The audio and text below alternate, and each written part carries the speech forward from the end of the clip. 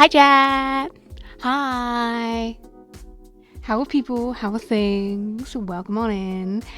Today is very exciting for me.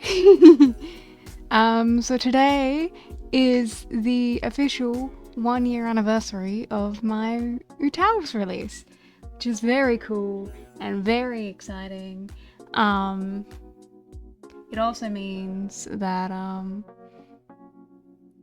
it's like the debut of this design and this character, me. It's very cool, and I'm very excited to spend some time with you guys.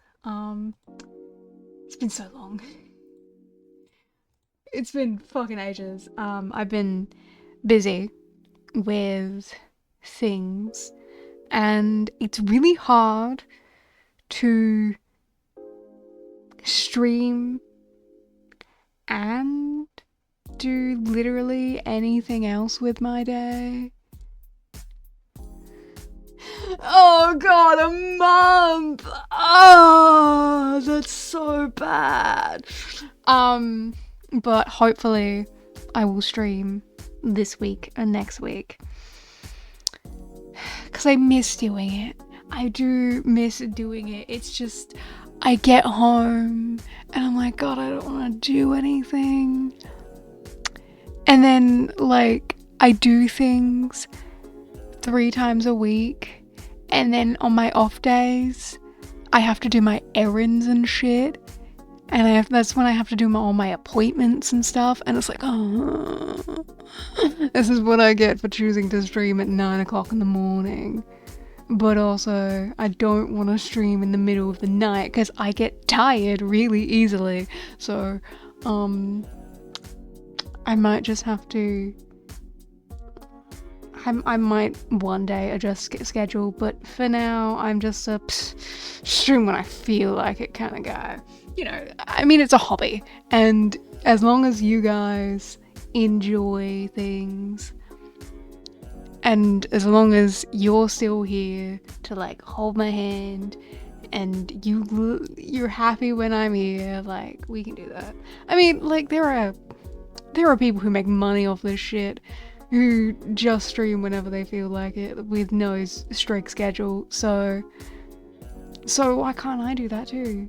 You know? I mean, it's bad for growth, but who cares? Who cares? So today, because it is my UTAU's anniversary, today is going to be a very different stream. I am going to be showing you my whole process on making UTAUs and UTAU covers, because for any of you who absolutely have no idea, but if you're a regular, I don't know how you don't know already, I also do UTAU covers as a hobby. That is my secondary thing that I do. I release every Friday. We released a song today, especially for the anniversary, even though it's not a Friday, but like, I change the day that it comes out on the week if I want to do it for a specific event. I'm very happy with the cover that we released. It's a cover of Rule, which you would know from Addo, but I would play it for you, but that song is partially blocked in like Russia and stuff, and I want the video, like this tutorial, to be as widely available as possible. So if you're interested in that, you just have to check out my channel, or you can look in the Google Drive, because all my song covers are in my Google Drive. No, I'm very proud of that song. I think it turned out great. I've always wanted to sound like Yoko Rugo, so I'm very happy with it. But yeah, so today we will go through recording, OTOing, things that you'll need to know for setup wise, and then I'll get into making covers. I will also cover the differences between programs between UTAU and Synthesizer V. We'll touch on Vocaloid as well, but do keep in mind that I am not as skilled with Vocaloid. Well, I'm not as familiar with Vocaloid, especially considering I have an older program. You should listen to the cover. I'm very happy with it. I like Addo, and I love Rule. I think it's a great song, and I'm very, very happy that I get to release the cover finally. Because I've been sitting on it for a while. It was actually one of the first songs I ever attempted to cover, but I was never like really happy with it. So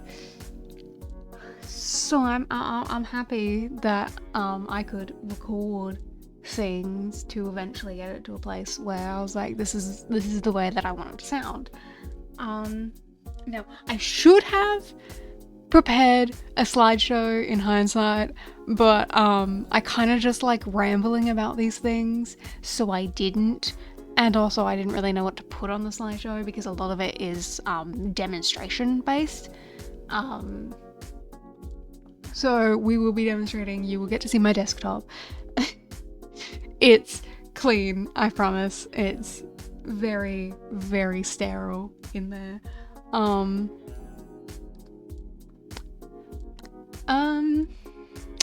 we'll do a cover together because I wanna try out some tuning stuff. It's fun. I like how I have the song picked out. And it's been very hard not to just do the song in my free time and have to wait, but it's okay because I just did like 2 other songs OST from scratch. I don't know why I call it an OST, by the way. This is something that you need to that I'm so sorry about for anyone watching this for like actual information. I will refer to UTAU files as OSTs. I don't know why I call them OSTs, probably because it's UTAU. But it is technically just a UST. Is it a UST or a UTS? I think it's a UST. Yes, UST. UST.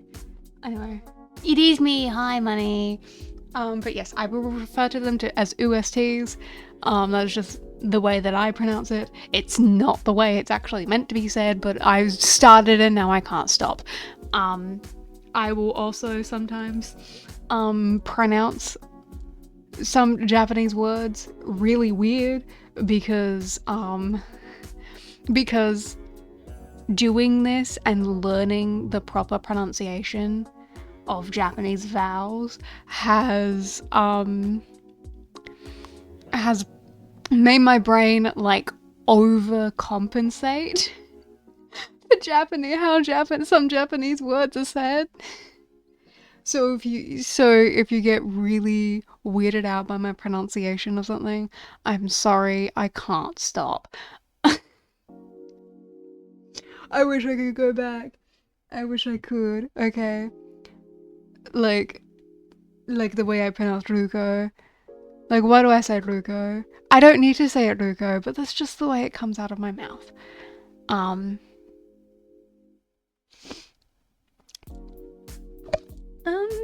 Should I divulge anything else before we start? We will not be making a voice bank from scratch because I do not have something that I need. I do not really have anything that I want to record, and it would be kind of redundant. So we're just going to do an example with a single recording because you also do not need to sit there and watch me record like 70 sounds and then auto for an hour. And also I did make a resource guide. So I made a little document with links to all the resources that I used when I started doing this. It's got the tutorials that I used, links to downloads of programs, and also some other things you might want to know, such as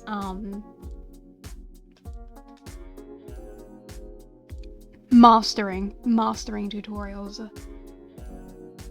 Because one big thing that a lot of people forget when they start making covers is you gotta master for it to actually sound nice. Because while an UTAU raw vocal can sound okay, if you just layer that over music, it's not gonna really work that well, so you really need to integrate it into the song better. Now I'm biased. I like the way my covers sound. There's probably people who are way better at music who will hear that and be like, this is amateur as fuck. But also keep in mind, I've been doing this for a year and I am mostly self-taught. So I'm not amazing, but this is like beginner to beginner things you need to know kind of thing. Which is very exciting, actually.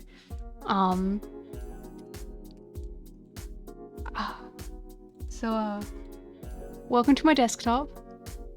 I told you it was gonna be bare as fuck. I don't like having the icons up. And I made a new overlay, as you can see, for this for today, because I figured we should theme our overlay for once. So these are some of the voice banks that I personally like from all three programs that I mentioned earlier. Some of them are do cross program, and there are lots of other voice banks specific to other programs that are not on here, just because, like, you know, there are so many vocal synthesizing programs at this point. A lot of them are like region specific and not really available worldwide, but you know, it's worth learning about all the different things and stuff, especially considering that there are a lot of especially UTAUs that have multiple voice banks for multiple specific programs that you might not really know about. Whereas like Vocaloids are more likely to be, Vocaloids and Synthes are more likely to be very strict about which programs they're in, unless they are owned by different people who are not the baseline, right? And especially if they're an older program, they'll have different things. But anyway, yeah, these are just some of the voice banks that I personally like. I try to have a variety. Hopefully,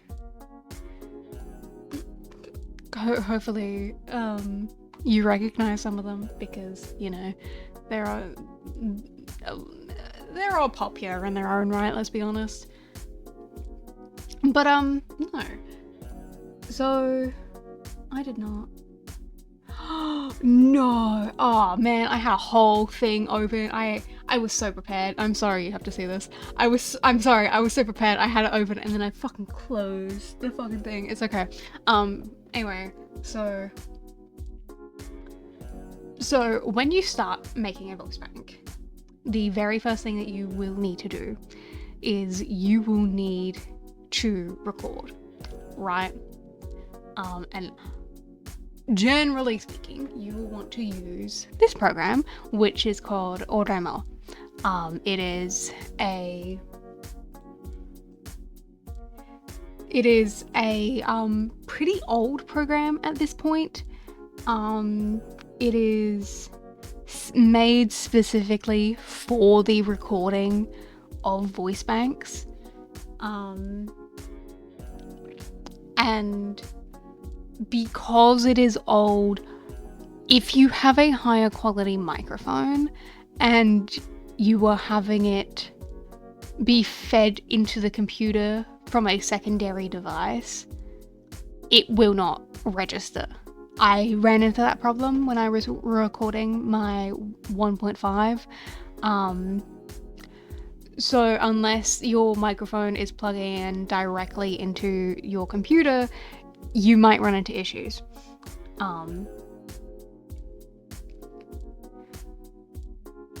But otherwise, most of us will be able to use this program just fine. You can use basically any recording software to do this. Whatever your preferences will work. The only differences is that you won't have the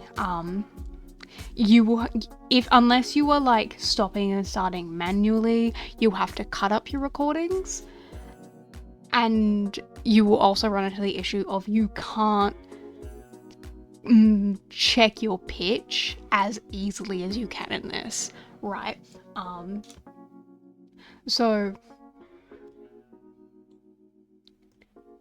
So like for this, right, this will have a line here that will show you where your pitch is. So this is the last voice bank that I recorded, and as you can see, I was like a little bit lax with this, but also like it's just very useful for information, as well as especially if you are not used to your voice yet and you need a visualization of what you're doing, right?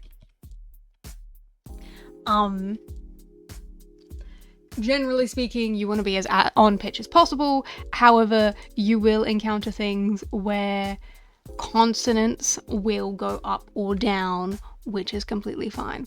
Now, I'm getting ahead of myself because what the fuck is this program? Why do I need it? What are we doing? Okay. This is why I should have scripted a little bit, because I just kind of ramble. But so I was recording a Tagalog voice bank, so this is a Tagalog rec list. So this is probably different from what you're going to be recording, but when we are making an UTAU voice bank, we have our rec list, which just tells us what sounds we need to record, because the ways that an UTAU works is it takes these individual sounds and it essentially plays them and pitches them up or down depending on what you've inputted into the program. So it is just like, it is the same as like manually taking individual recordings and editing them. It just does it more automatically, and you know, it's a lot faster than hand cutting everything and repitching everything. It's smoother and will generally sound a bit nicer than if you did that. The reason that you want everything to be on pitch is because you want everything to sound as similar as possible. It is possible to do multi-pitch voice banks. Most higher end voice banks will be multi-pitch, but that just essentially doubles, triples, however many, that just changes how many you're recording. And I will show you how to program multi-pitch later into UTAU. It's not hard. When I say program, it's really not that hard. It's just a couple clicks. UTAU voice banks are really the easiest to make. There are other types of voice banks that you can make, like diff singers. I am currently working on a beta of one to like understand how that works and stuff. But that process is a bit different and a lot longer. than an UTAU, right? So, when it comes to Audible, you want to download the English version of the program unless you can speak Japanese, right? And so what we'll do is I'll show you. So if we go load voice list up here, then we can open our Japanese rec list. So I have this rec list that is in Romanji, so I can actually fucking read it. But you can also have it in katakana if you know how to read katakana, or you can have katakana and write down what you need in the comment here, so that you can have so that you can have everything titled in katakana if that's what you really want to do. You don't have to, it doesn't matter what you do, it just changes the way it just changes the way the audio is encoded, which really doesn't affect anything. And then you want to go down here, which you can't really see, but if you see this little long bit here right behind me, there is a little button that has a little open folder, and if we click that, we can essentially just pick a new folder. That's where we want everything, all the audio to be saved to, right? So just keep in mind, we want to keep everything that we were recording onto this bit here. We never want to be doing this or this unless we are doing multiple different recordings. You might accidentally do this stuff, and that's totally okay. It's just, this is helpful if you're doing a multi-pitch or if you're doing multiple different expressions, so you don't have to like manually add a whole bunch of like identifiers. But if you are doing a mono pitch, then you do not need them. So just make sure that when you're recording, you stick to this bit. Now, I have my settings to show waveform and show off 0, just so that I can have a visual of what's going on with the voice. It can be helpful. You don't need to do that if you don't want to, but I suggest doing it. Now, you want to go into advanced settings, because I find this very important. It might be hard to see, but bear with me. So I highly suggest that you show your target tone. You can have it any color you want, but this will help you. This will help you keep on pitch properly. Now, if you don't know what your target tone is and you're not sure if you're in pitch, then I suggest just Googling pitch tester, clicking the first thing, and then holding a note and practicing with that, so that you can see where your voice sits, figure out what's comfortable for you, and go from there. That's how I did it. It might take some practice if you're not sure what you're doing, but that's totally okay. Now, I would also go into recording style settings, and you probably want this one, the automatic recording 1. When R is pressed, play the guide music once and record automatically. Now, this means that you can record each sound individually, so you do not need to go back and fix anything if you fuck up. You will also use this icon here to change your background music. Orlemo will come with some bass background music, but you can find more other places. Usually people who create rec lists will recommend which background music to use for the rec list. You can also create your own, but you know, you probably don't know how to do that. Not in like, not in a bad way, because I don't know how to do that, but it can be annoying. So for this example, we're gonna go C4 because that's my bass pitch, and we're just gonna open that. And so hopefully, Swordhammer decides to fuck me while I'm doing a tutorial. It should work. Now, this rec list that I have is what we call an 8 more rec list. So it is, so it's essentially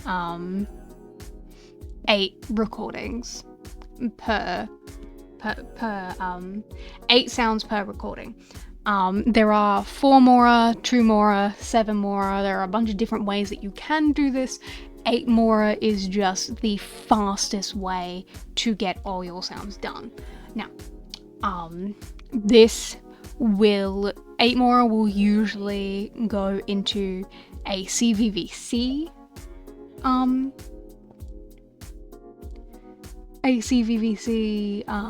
voice bank, which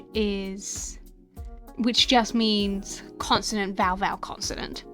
That is the way that the voice bank configures itself. In UTAU, it means that you have connector sounds, so you have 8, right? You have the AT sound not connected to a full sound. A lot of modern UTAUs will use a CVVC, especially if they are not a Japanese creator. A lot of different, very popular one is the VCV voice bank. So that will usually be sounds like car rather than cutting off at the consonant and having individual things. That's like what Tai Sukono does. That's what kind of her voice bank is. Like, I can actually show you because I did have. So this is an example of how of how you don't need to pay attention to these numbers. I'll tell you what those mean in a minute. But essentially, like, you see you have got your osu, and that is like how that would be configured in this. In the kind of voice bank that I would usually do, you would have your ns and then sa as a separate voice. Anyway, that's just an example.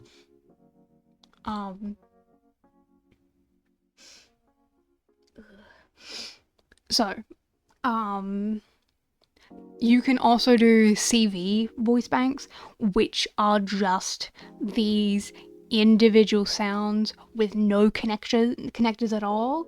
That is what will give you the most classic robotic UTAU sound. Because, you know, they don't slide into any notes. They don't have connector sounds, so they will sound less human. It will just depend on what kind of voice bank you are looking for.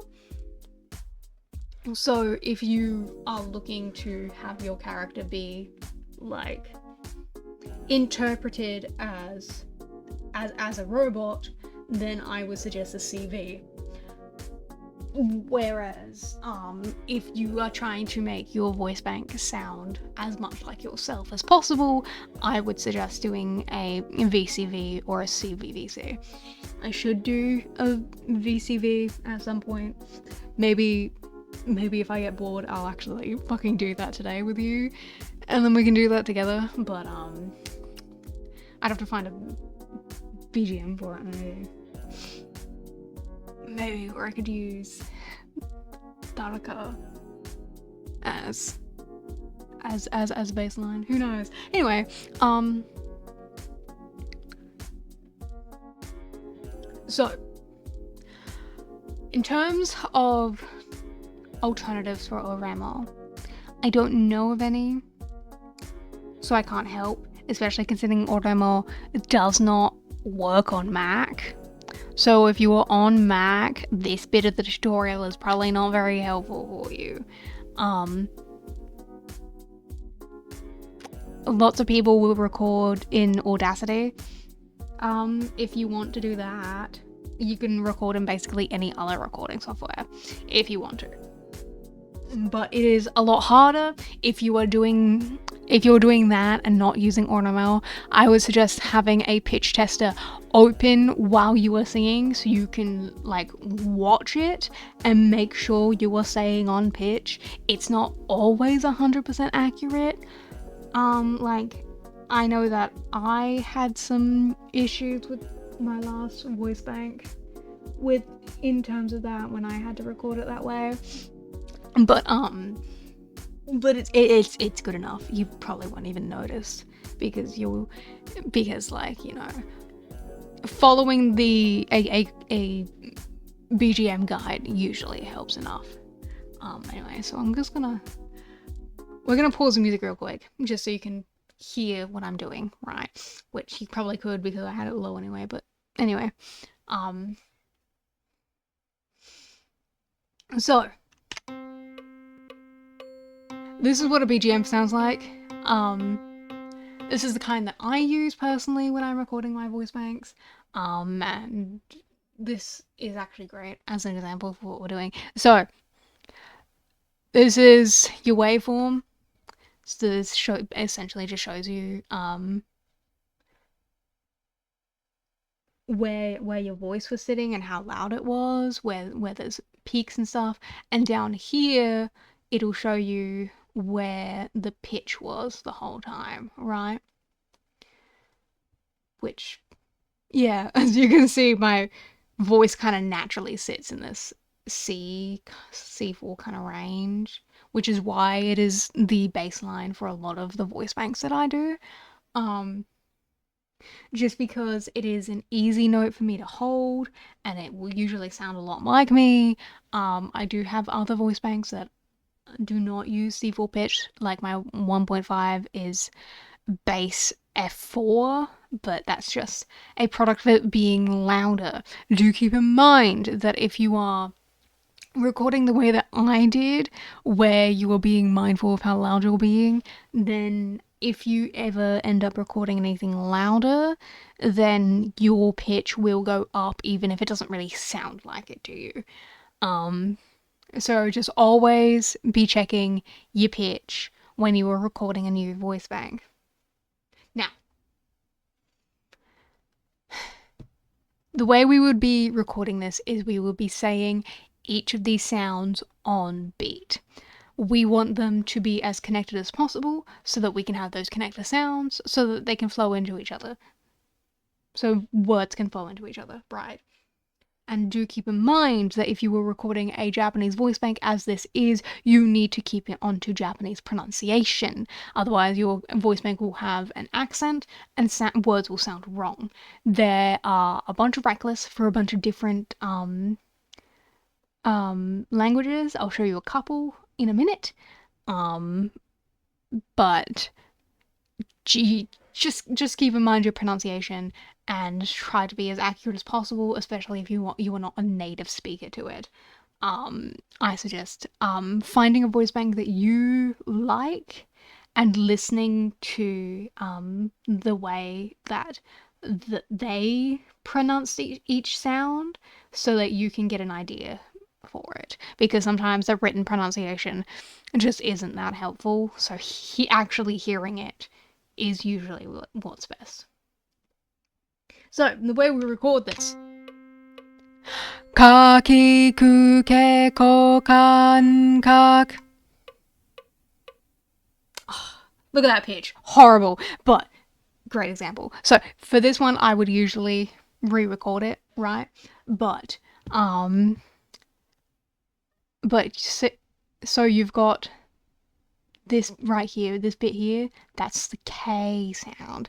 And you can see that reflected in here where it goes up or down a little bit. That is completely okay. you want majority of your sounds to look like this one here, where the vowel is as on pitch as possible. If your vowel is on pitch, then it's perfect. You want as much of that as possible. Well, let's see if I can redo this. Ka, ki, ku, ke, ko, kan, kak. That's a lot better, and this is an example, so we're just going to stick with that one, because I don't fucking feel like it. But then you would go through and do this for all of these sounds. Now, this Japanese 8 mora at minimum takes me 5 minutes.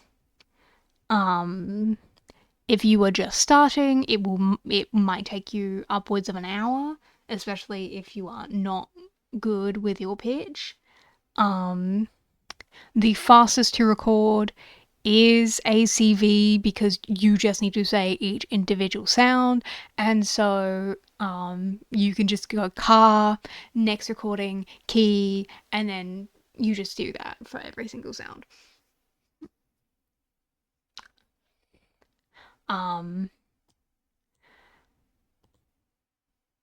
Generally speaking, when you're looking at things, the way that some of these things are configured, just as a little side note, these dashes between things means to hold notes, whereas underscores will mean to be to have space between the notes.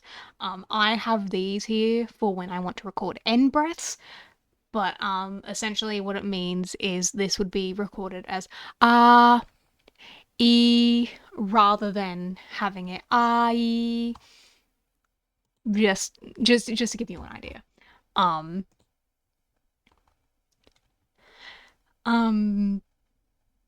Generally speaking, with these sorts of voice banks, you can add and remove whatever sounds you want. I have a lot of sounds on here that usually aren't included in Japanese voice banks. Like I have TH sounds, I also have L sounds, and I have V sounds despite V not being a sound in the Japanese language. It helps get a variety of pronunciations and helps if you want some English words in your songs. And we can get into some of that later when I show you actually using UTAU and stuff. But pretend that I just recorded an entire voice bank and it was great and you're all very proud of me. Now, the way that I would do this is we just close the program because it automatically saves every recording that we do, okay? So we would go to set param. Now, set param is a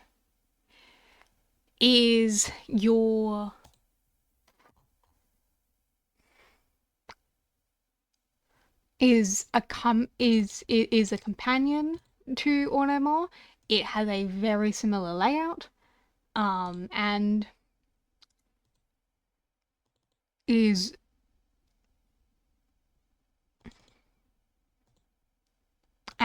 like exactly the same, right? But that also means that it also means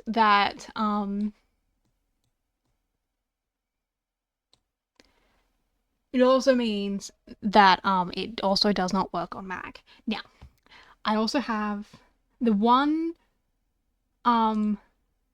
other version that I can recommend if you do not have a Windows is VLabeler. It looks like this. This is me working on my beta diff singer, so it doesn't look quite like it wouldn't look quite like this with how it is, how you're configuring things, but essentially it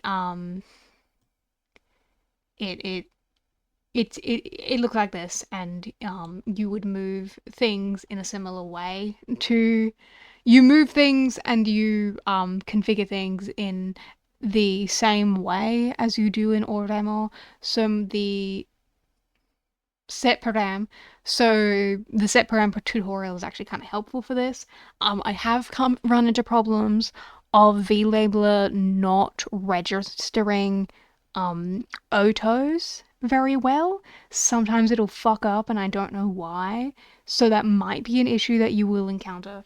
But generally speaking, it is a good alternative if you don't like set param or you can't use it. The biggest difference between it is you can actually play the individual sounds, whereas in set param you can only play the full audio. So this can help you be a bit more accurate, and is generally why you would be using it for things like diff singers. So the reason that diff singers are different is because you need to record like full songs for it rather than individual sounds, which is why being able to hear the individual sounds is useful. But I don't really know how diff singers work yet. I'm learning at the moment, so I can't really get into it. But that's basically how they're different. But so with set param, you've got this little box here, which is all you're working, and this list here, right, which is just all the sounds that you would be configuring as in your OTAU. It's usually a lot longer. Depending on the language, it can be up to fucking hundreds. So many. You don't want to see a German voice bank. That shit took me 6 hours to record and I'm still not finished OTAUing. But OTAUing is the longest process, and generally speaking is just is kind of just I think with OTAUing it sounds difficult, and once you understand what you're looking for and what you're doing, then it's pretty easy. Okay, so settings for AyaLuna.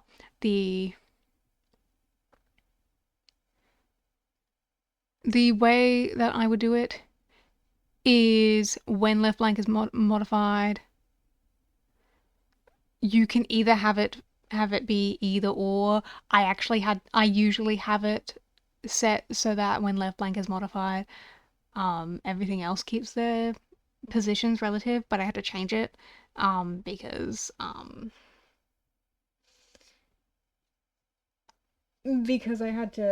because of the last OTAU that I did, it was a bit fucked up. But you want to have your pre-utterance be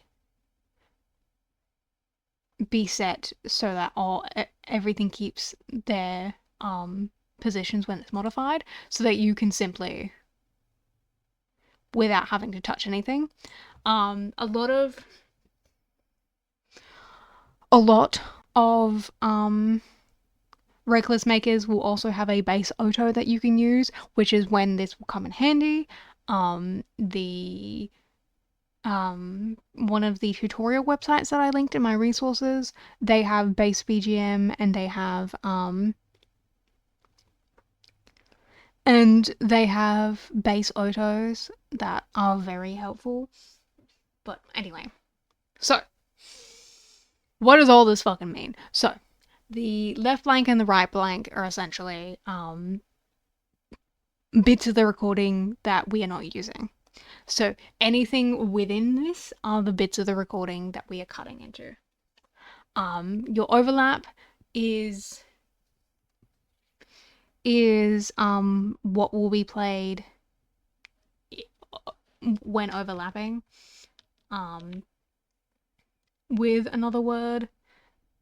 And your pre-utterance, you want your pre-utterance to be inside the vowel whenever you can, because that will be the bit that is extended when UTAU needs to make the recording longer.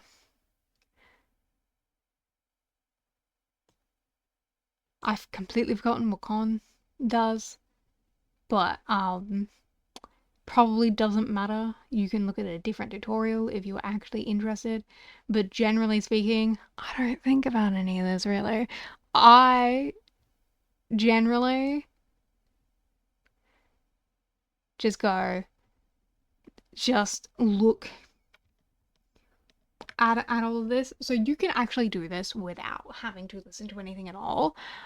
This can all be done by sight. So Ks are actually the easiest one to have a look at for how to do this. So what, as you can see with this, right, let's actually move down to this one. So this is completely in the completely wrong place, but this is our key sound, right? And so this bit here is represented by this bit here, and this is your consonant, whereas this long continuous bit is always going to be your vowel. Now, this is usually the way that I would set my voice, so this is how I would have it right here. You always want your pre-utterance to be in a vowel. Always make sure the pre-utterance is in a vowel, otherwise it sounds weird. Always make sure if your sound, you ended up recording something a bit too short for your bass auto to comfortably fit into, just move that right blank to however long that sound ended up being. Because it doesn't really matter how long the sound is, as long as you have everything cut correctly, then it's fine. Right. So there will always be like little changes either in this bit here or this bit down here that will indicate to you where the vowel and consonant is. It's good to learn what each one looks like when doing this. No, that's sorry. But yes, you can also have show target tone here, which can help, which gives you this bit here down here, which can also be helpful if you encounter sounds like M and N, which are a lot harder to make these distinctions in. You can like have a look at these blanks and dips to figure out where consonants are meant to be.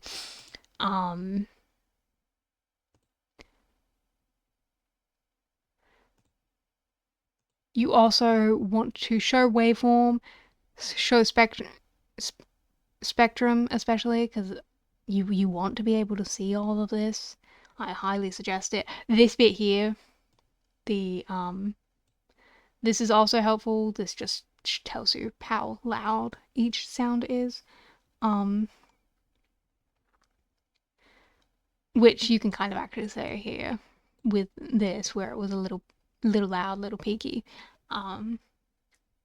Try and be as consistent with your sound as possible, with your volume as possible. You don't necessarily have to be. It's not as big of a deal as pitch, but it is helpful. Now, if I open this,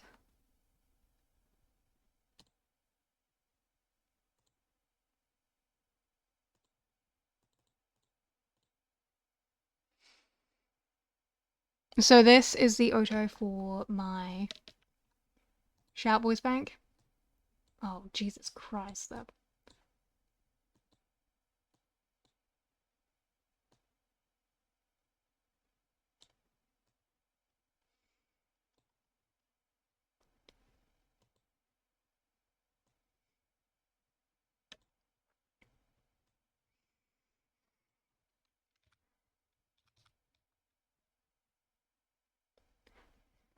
So we have a pre-utterance in a vowel going into the consonant, right?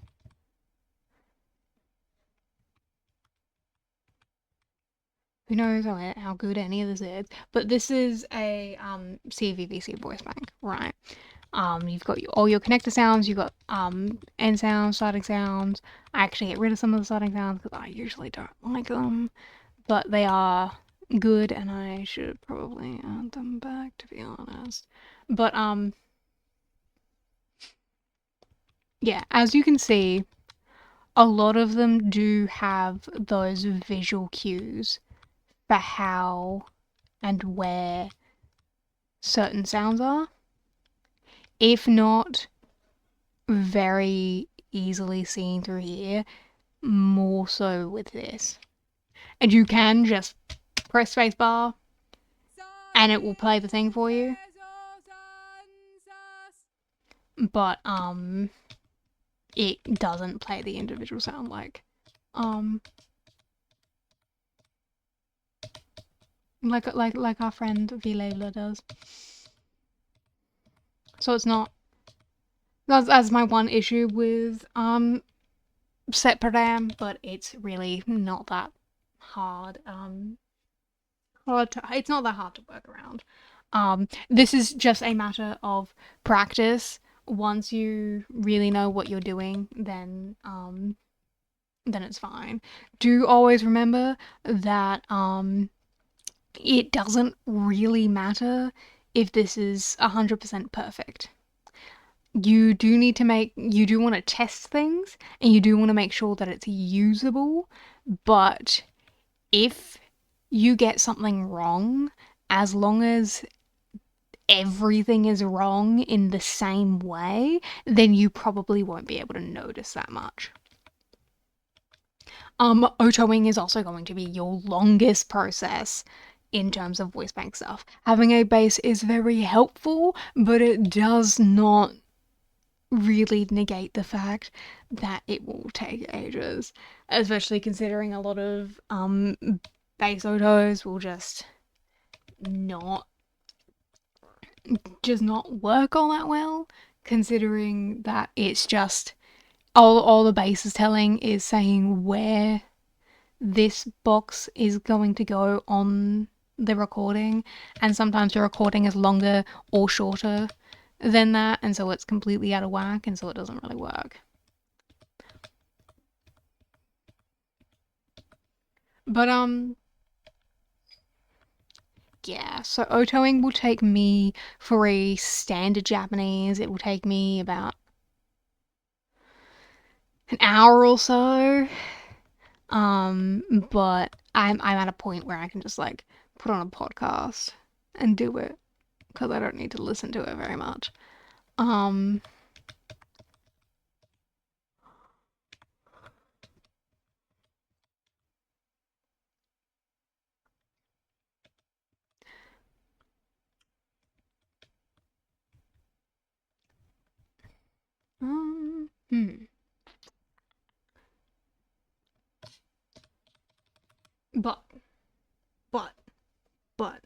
But once you're done with that, you can but if you don't have a base auto, by the way, you can set program can make one for you based on your voice bank, but it's not very good, it's not very accurate, it doesn't have very many options for it. So I suggest just finding a base voice bank, a base auto. But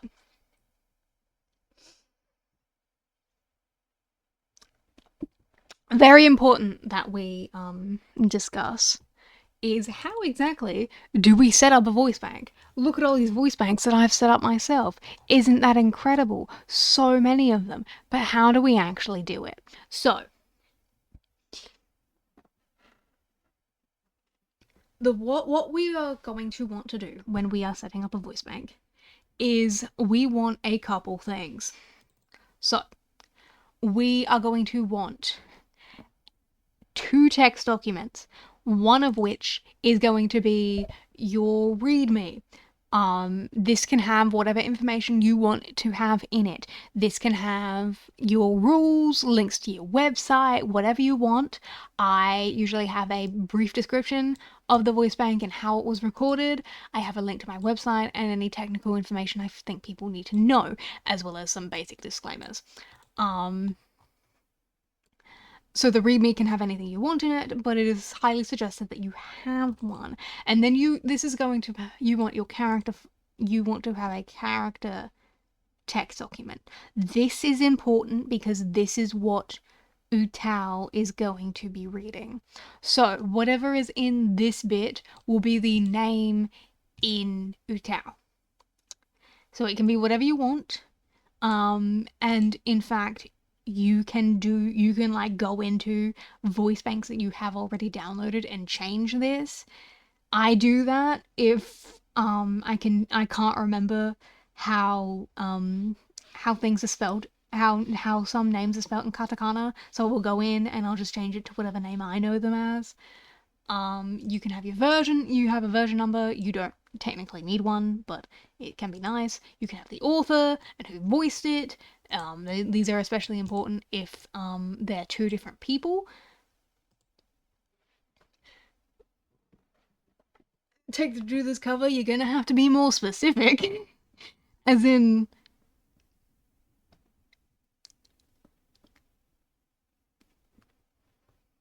because we'll get into covers in general like in a little bit. We're almost there. And you also want to have your image, so that will be the icon, which example here. So whatever you set your image to will be this here.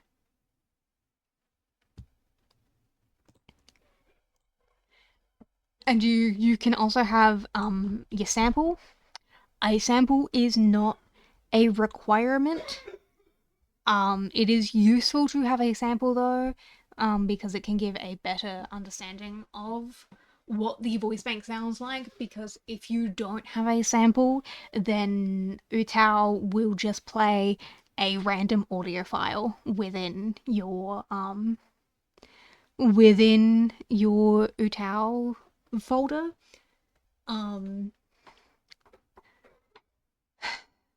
Always make sure though that the sample is only a few seconds long, which is why I have short samples and long samples.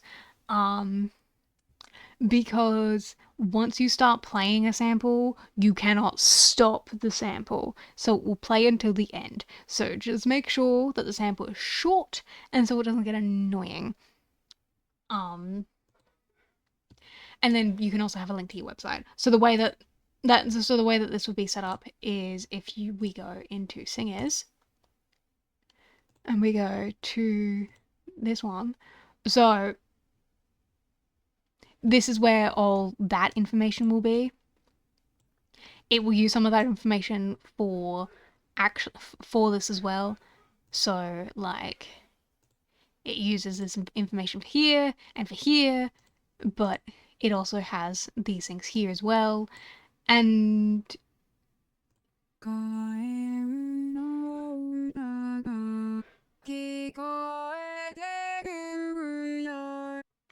so that will be the sample, right? Simple, easy, makes sense. You are also going to want to have this file in there. I just downloaded a example file of this, pasted it into this. It worked every time. This is just a thing that I reuse over and over again. It's important. You need it. I don't know what it does. Now, you can have whatever else you want in here. Some people will have extra art in their VoiceBank folders. You can also set you can also set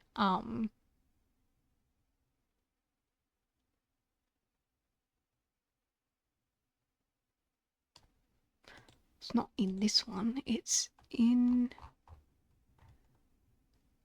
this one, I think. Or I don't remember. Anyway, you can also set background images, like with where'd you go? There you are. So you can set background images, so you have a little image here, but that's not a requirement. A lot of voice banks actually don't have that, especially considering it can kind of get in the way of what you're doing. But you can do that, and I would tell you how to do that, but I don't actually remember, so we'll skip past it. Anyway, you can have whatever else you want in this folder, but it doesn't matter. You also don't have to have everything in folders like this. It is just neater, and it helps keep things organized. Some voice banks will just dump everything into the one folder, and so it'll just keep everything a mess. Now, this is an example of a voice bank with multiple voice colors. Because of this, I have multiple folders with multiple OTAUs and distinguished by individual kanji, so that we know which sound is for which vocal color. You can distinguish them however you want. I think kanji is just the easiest one, but you can use whatever suffix or prefix you want.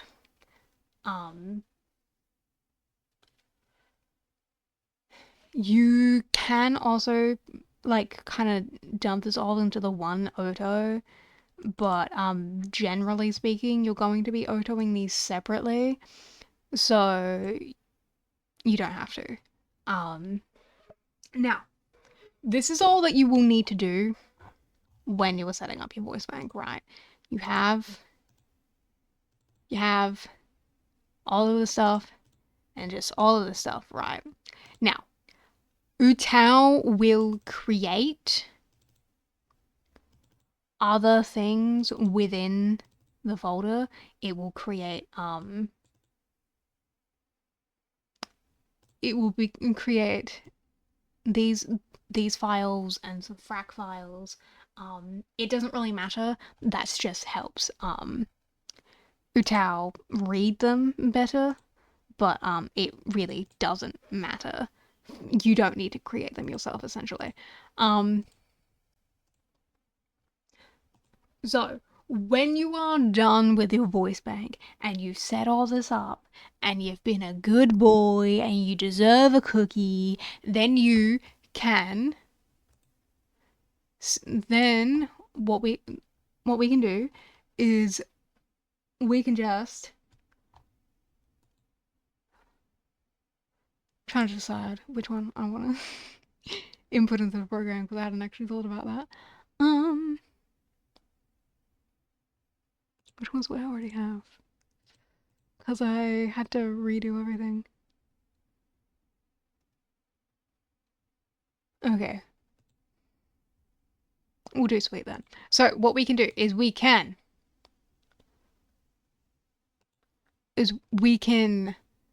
compress this to a zip file, and then we can install singers. Could just use that as our example. Sure, why not? I don't want to have to go through all those files. You generally don't need to change those settings. You can just click next, next, next, and then you're done. You will only need to change those settings if it is a non-Japanese voice bank. Otherwise, it should work fine.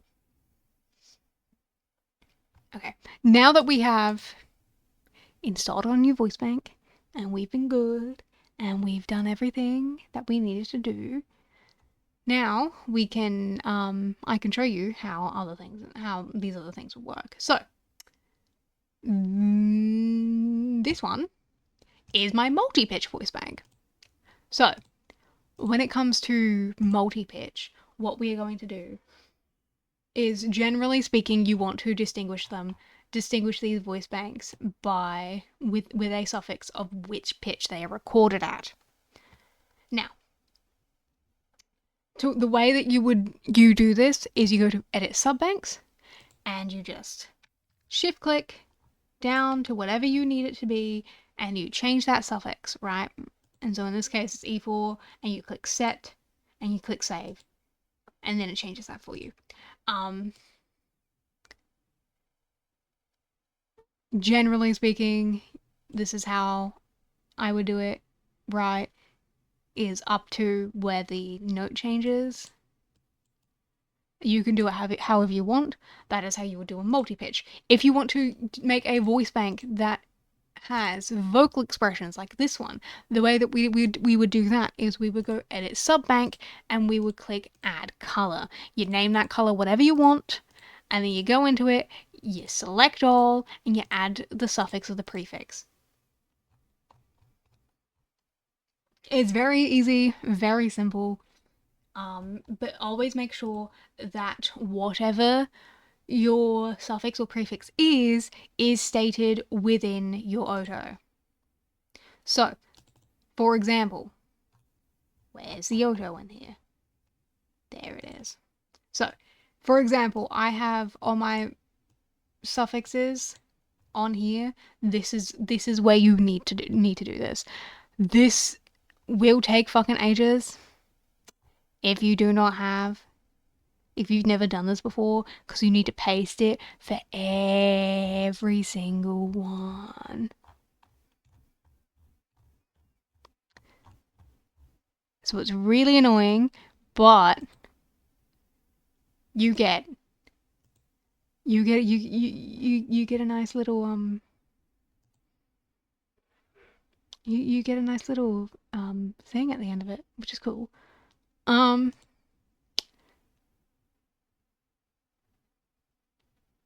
Now I also saw that there's other things that you can do. You can also you can merge things with another voice bank, which is very cool in my opinion. Some people will do this if lots of people will do this themselves. They will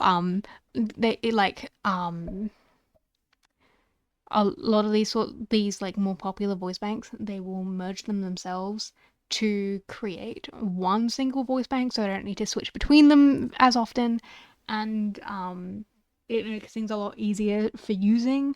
You don't have to do that. It just means that when it comes to vocal colors, you can do things like this, where you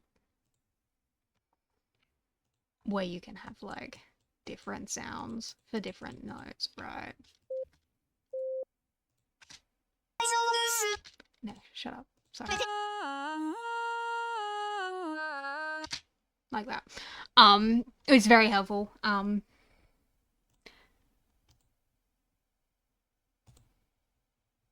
Put you back a tetto. Anyway.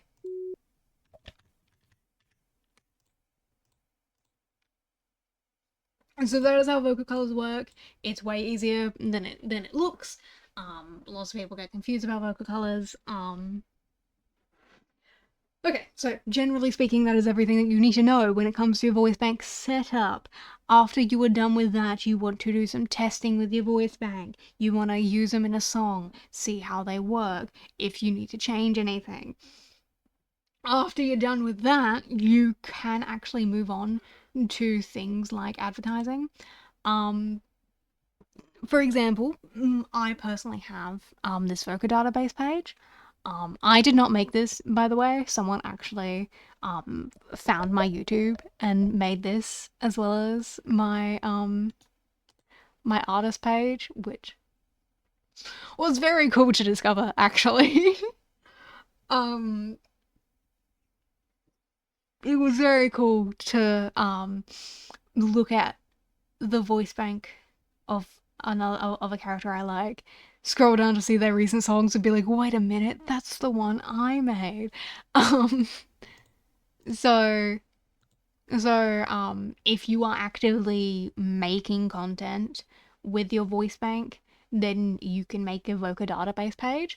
Otherwise, you want to be making a wiki page. Now, there are multiple different UTAU wikis. I personally just have a page on the fandom wiki. But you can do this yourself. You can do this. You can also do tables and stuff.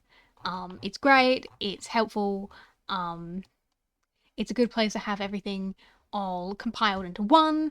If you don't really know what you need to do, there's a bunch of templates. It's really easy to learn how to do this shit. I'm not going to explain it to you. This is just to help you get an understanding of ways that you can advertise. There are other UTAU forums that you can do things in. I find them a lot more difficult to understand because they are older websites and generally, and UTAU Wiki is more open to like newer voice bank stuff. But generally speaking, having a page on somewhere, especially on here, is really helpful with discovery. Because like you have your voice banks on here, then see, look, I'm right there. I'm so cute and adorable. It'll just generally help people who are interested in like finding voice banks to be able to find you, right? You also are going to probably want to make a website. I have a card, as you can see, with all my stuff. You want to have somewhere with all your terms of use. If you have specific terms of use, specific things you do not want your voice bank used for, specific things that people are allowed to do with your voice bank, you need to have that written down somewhere. Now, you can do this on a website page like most people do. Websites are great because you can do whatever you want with whatever branding you want, and it can be really helpful. Some people will just have like will just have their downloads in like a Ko-fi or on Bol.roll, and they'll just have their terms of use either on the item description page or in the README. But always make sure that you have clear terms of use. I suggest reading other voice banks' terms of use to get an idea of what things people want. People will usually have written in there. It's very helpful when figuring things out. But yeah, the website doesn't need to be very interesting or anything. Most voice banks have websites. Some of them are really fucking cool. Some of them are like build their own entire universe. Like, have you ever seen the Nurse Robot voice bank website? That's like it like has both a terms of use page and a terms of service, a fake terms of service for the fake hospital that they've made. It's really cool, and I highly suggest having a look at it. But generally speaking, a website is a good option for advertising. But a lot of people also just don't have one. And so what you can also do is you can also create an introductory video about your UTAU, where which is what Idiot Bug did. If you know anything about Idiot Bug, they do not have a website. They just have a download link on a introductory video. That is and introductory videos are usually either I usually like samples of the voice bank, or they are a full song cover with information of the voice bank on screen. I might actually be able to show you an example if I go. Oh yeah, by the way, this is my anniversary art, which I'm very excited about because Miroslav drew it for me, and I love Miroslav. You should listen to their stuff. Their voice banks are really impressive and stuff. And I'll show you an example of an introductory video because I know that they had one recently. So this is a cover that they did where they have like the whole introductory video thing, and then they also have this bit during instrumental about the voice bank, right?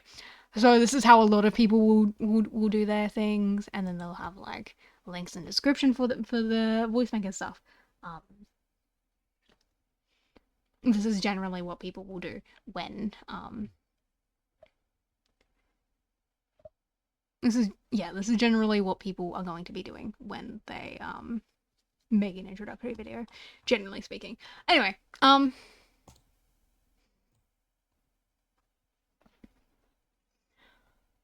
so you've made your voice bank, you've advertised your voice bank, everything's well, everything's dandy. You're very happy with it, with how things have gone, right? How do I start making covers, man? A very good question. Now, cover making modernly is actually kind of easy. We have a lot of resources and a lot of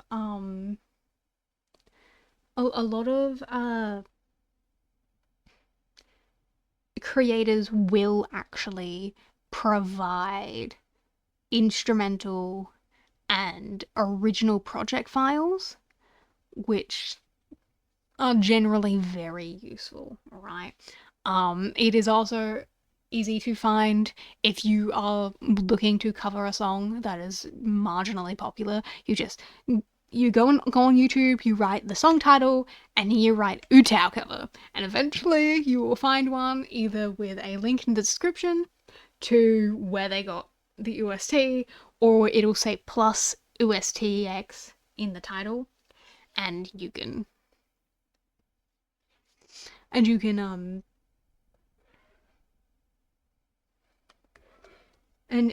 can like download from there, right?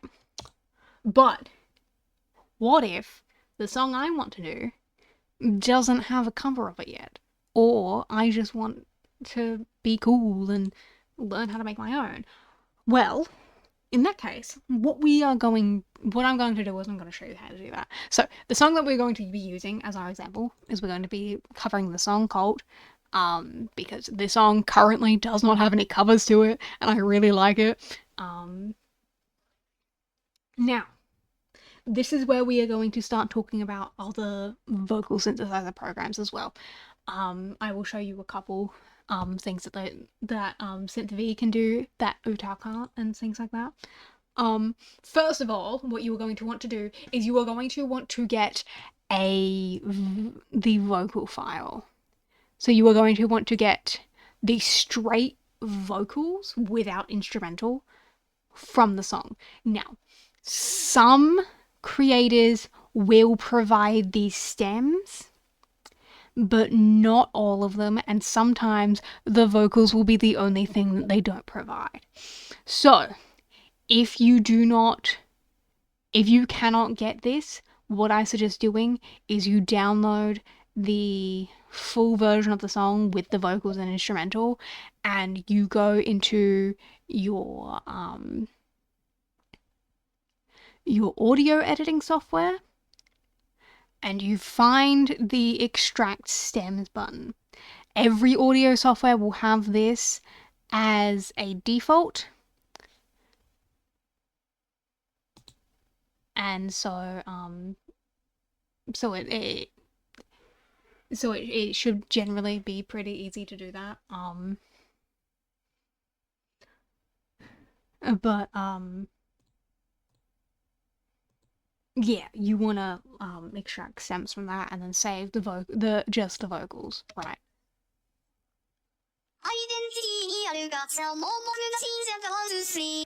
So we end up with this, a WAV file of just the vocals. What do we do with it? Well, in UTAU, we can right click on this audio and we can transcribe audio to create a note part.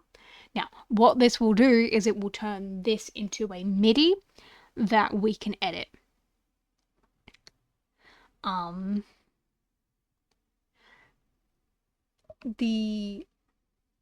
The annoying thing with this is if the vocals have a lot of effects over them, or if they're layered, or if there are particularly loud harmonies, then it can fuck up a bit. But you end up with this, right? Which is a bass line. So UTAU's bass line will always be this A sound. You can change this. You can set it to whatever you want. I have it set to A. Now, what I like to do personally when I'm making covers is I actually like to use the same voice bank the original song is in, or something that sounds similar, so I can like hear the similarities and I know that I'm at the right pitch, right? So we can get... See how in sync they sound? That's what I like hearing. Now, this is just the way that UTAU does it. In terms of Vocaloid, I have no fucking idea. I only have Vocaloid 4, and that is quite an old program at this point, and it does not accept modern WAV files, so you would need to manually adjust anything that you want. You'd need to turn it into an older WAV or MP3 file for it to even register. And generally speaking, I find it a pain to tune in Vocaloid anyway, so I highly suggest tuning in UTAU or SynthV and then converting that into a Vocaloid project file, because it's just generally easier. Now, when it comes to doing the exact same thing in SynthV, it's a little different. Because SynthV is a bit of a different program. And it's a bit more modern and high-tech. So some differences that SynthV has is it will be extract notes from audio, which is the same right click, but you then get this. Now, this will usually be automatically ticked, and you can just go from there. However, some cool other features that this has is it can phonetic lyrics transcribe, which essentially means that it will input what it thinks the correct lyric being spoken is. It's not 100% accurate.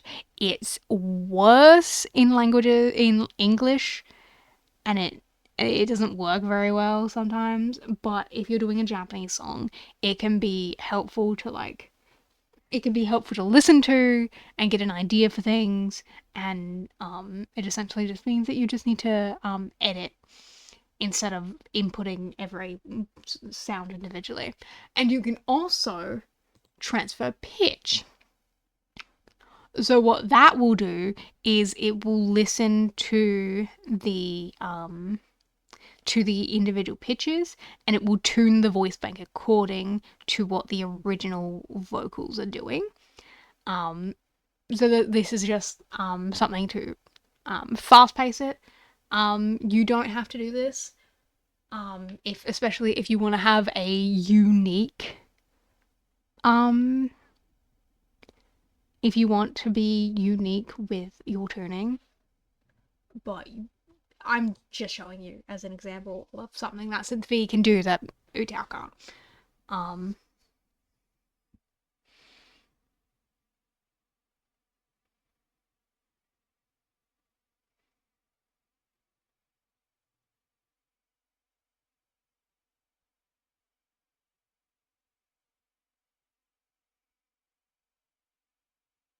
Come on, you can do it. Oh, yeah, I can probably close all this shit, can't I?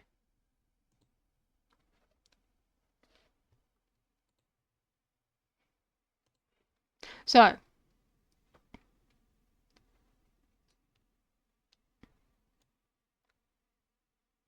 as you can see, it'll,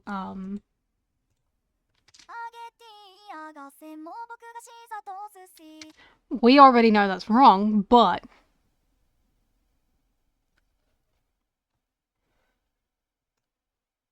as you can see, it can give you like, it can give you it can give you examples and stuff. And this is also helpful if you want to get an idea of what certain tuning techniques look like, right? Or if you want to have an understanding of what your own voice does, and you can transcribe audio of your own voice to understand where your pitch bends and stuff like that. So this will generally be more accurate to the original if that is your goal. But Synthesizer V also costs money, whereas UTAU doesn't. Now, there will also be differences between the way that they transcribe. Like this is an example. As you can see, the green is a Synthesizer V, and how that's put the pitch, right? And so it'll generally be a little bit different than UTAU's way of reading things, but they're very, very similar, and they do the same thing. It's just about which program you want to do things in. Some other differences between the two programs is you can move things like this, whereas in UTAU you can't do that. But a benefit of UTAU over Synth V is, where is, I'm just not zoomed in enough. You can do this, where you can change the sounds by hand to wherever the fuck you want, whereas in Synth V you'd have to do that. I don't know what's even the setting, because I never fucking use it because it annoys me too much.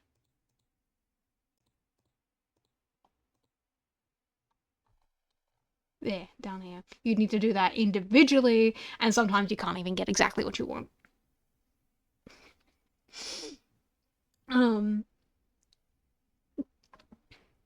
Those are just some differences. Both programs work perfectly fine and do exactly what you need them to do. So it doesn't matter. But other things that you need to keep in mind when you're doing this is when you want to change your BPM. You want to change your BPM to whatever the fuck BPM the song is. If you don't have any idea, there are things that can analyze BPM. Like I have this program here, which literally the only thing that it does is you select a folder with audio in it and it analyzes the BPM.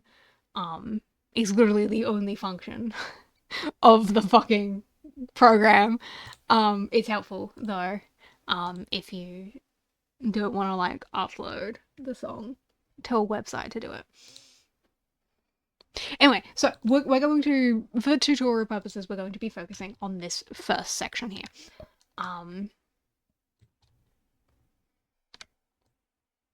Now, you don't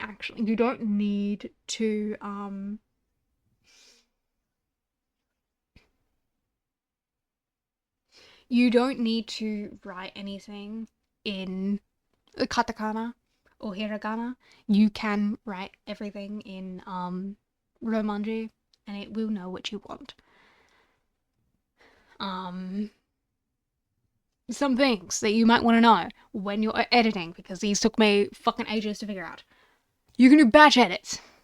So, if you download a if you download an OST and you find out and you like use your voice bank on it and you're like, why aren't half the sounds registering? You can simply click this button here that says Japanese VCV to CV, and that'll usually fix the problem. I used to do this manually before I found out this was a button. Do not repeat my mistake.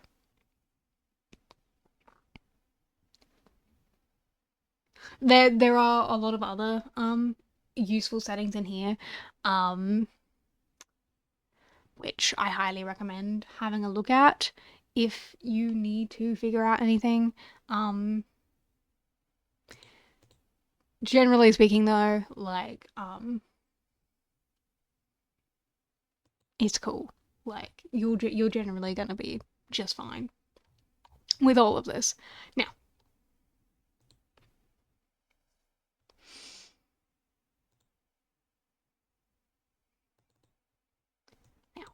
what we're gonna do is, because we're going to be doing the song, we're gonna need some Romanized lyrics. We actually know what we're writing.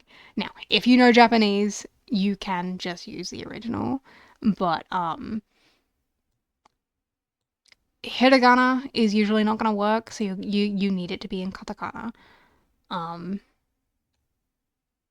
So what I will usually do is I will usually pop this out and I will have everything to this side and this to this side so that I have my lyrics right here, just to make everything easier on me and things, right? And then we can control scroll in to be closer to it, and we can get things done. God, I'm realizing that I know, it's very cool. God, I'm realizing I'm doing this so fast. This is not an in-depth tutorial, I promise. I hope this is helpful to someone, but I'm so sorry. Now, let's focus on this first line here.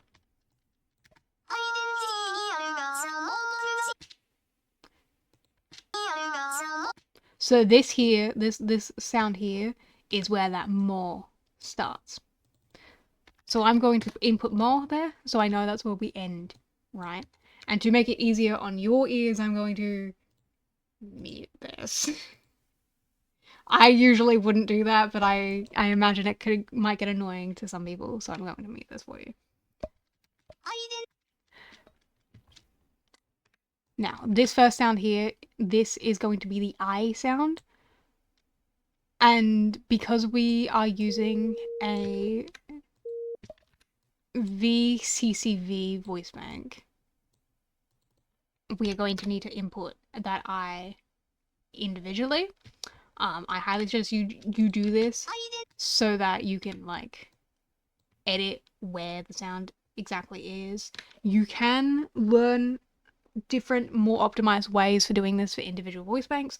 Some people will just input like the straight sound as it is in the fucking thing, just like that. They'll just do that for the whole thing.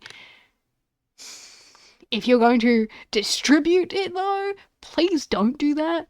Don't do that.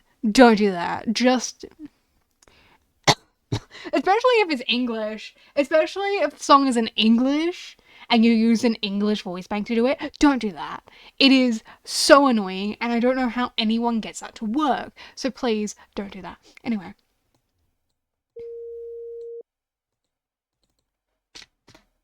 Good morning, Moopai. You missed the entire tutorial, to be honest.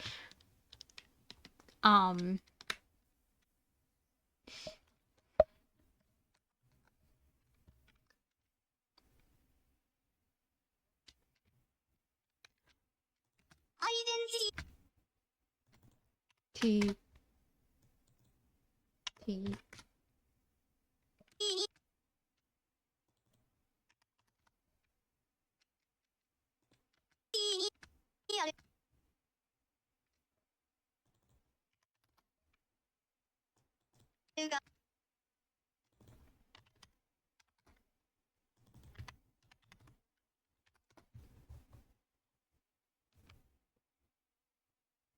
You're gonna make a cover and go, can you make this? I mean, you should. That'd be great, actually. I'd love to work on that for you.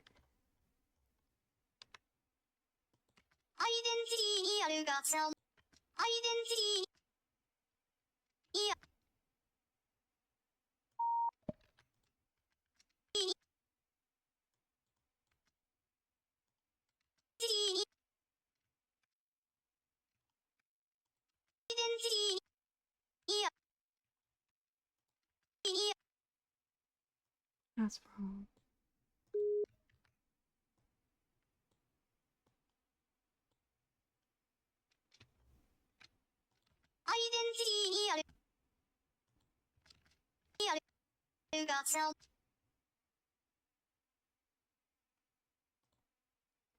Sorry, this is the boring bit, because I need to focus on shit.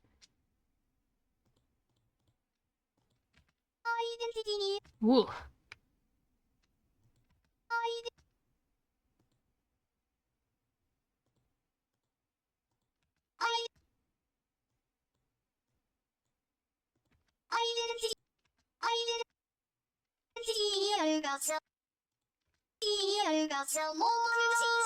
Okay. Okay.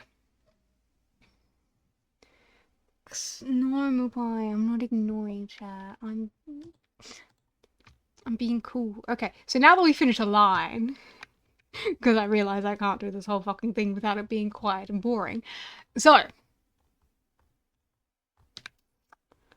I'm going to show you some ways that you can do some tuning. Now.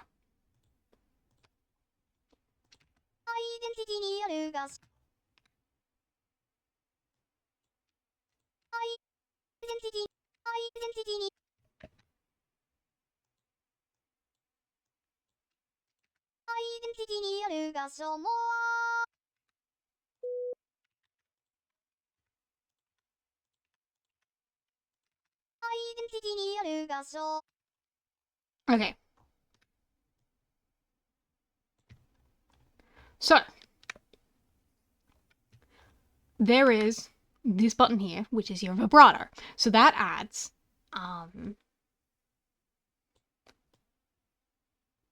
vibrato to the node. Now, this slider here will change how fast the vibrato is, and this will change how intense it is. Now, generally speaking, you only want your vibrato to be like this. Right? But if you want to do things like growling, what you're going to do is you're going to do stuff like this. So you have something more intense like that. Growling is a whole other thing that is rather intense. And I don't know how to do it. Well, I know how to do it, but it's how it sounds highly depends on the voice bank, and I highly suggest using a shout if you're going to do some growling. Otherwise it can just turn out weird and stuff. But these lines here can help with slides.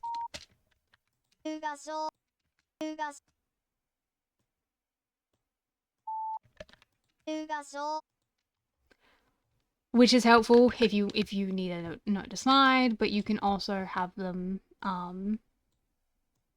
be very stiff so that it comes off if you're trying to come off way more robotic. So it just depends on the kind of sound that you want. But there are two different ways that you can do generalized tuning in UTAU. You can either do this, where you just draw.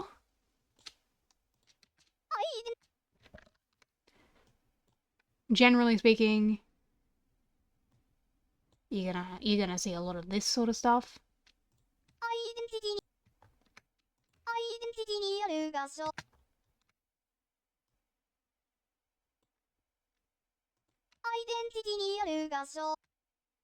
Where it has ups at the start, ups or downs at the start of sounds. But you can also do it like this, where you just click and create individual peaks and dips to create whatever shape you want. Wow, I actually really like that sound. That was great, actually.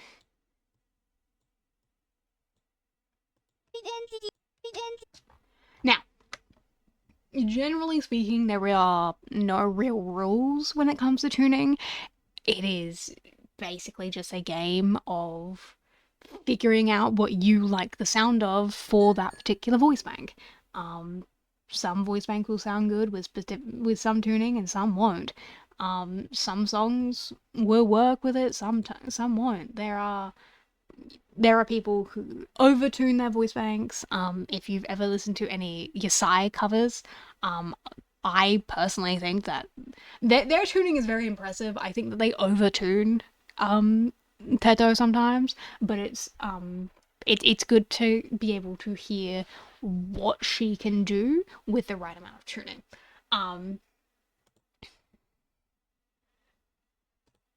If we open, yes, I can show you what some other tuning looks like. Tuning.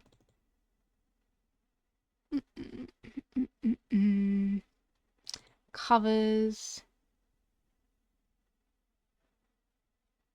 So this is one type of tuning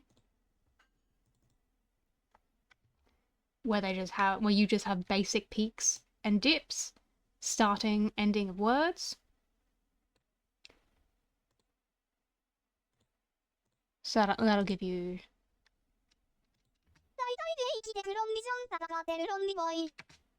I hope you can actually hear that, because it might be a bit hard to really tell what's going on if you're not trained to music when it's something so simple like that. But I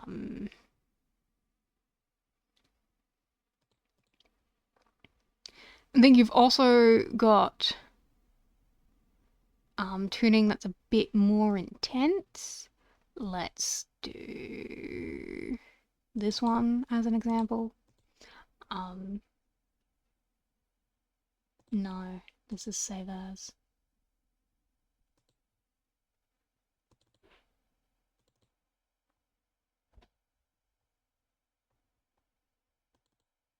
So this is Mothman's tuning.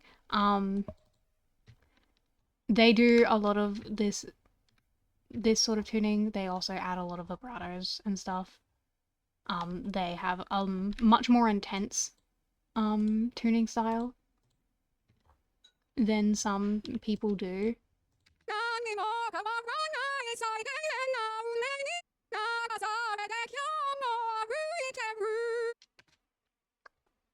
They're very cool. I highly suggest checking out some of their covers. I use their OSTs a lot because they're just very impressive. You can also, now as I mentioned before, English, Japanese is not the only language that you can do things for. You can also do English. There are two different ways that you can do English. First way, well, there's three actually. First way is you take a Japanese voice bank, you click the EN to JA English to Japanese phononizer, and you just take anything with English lyrics in it.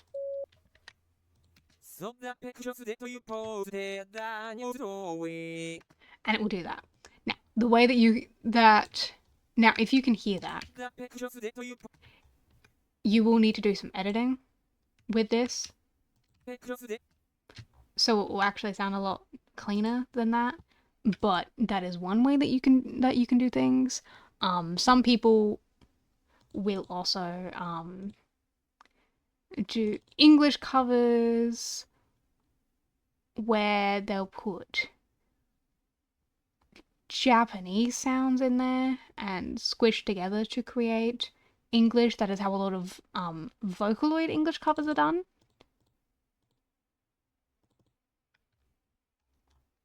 So like this one is individual Japanese sounds. So if you actually have a look at this, these are just individual sounds, right? So that's one way you can do it. Another way that you can do it is you can actually get English, get something in English, and you just find yourself an English voice bank.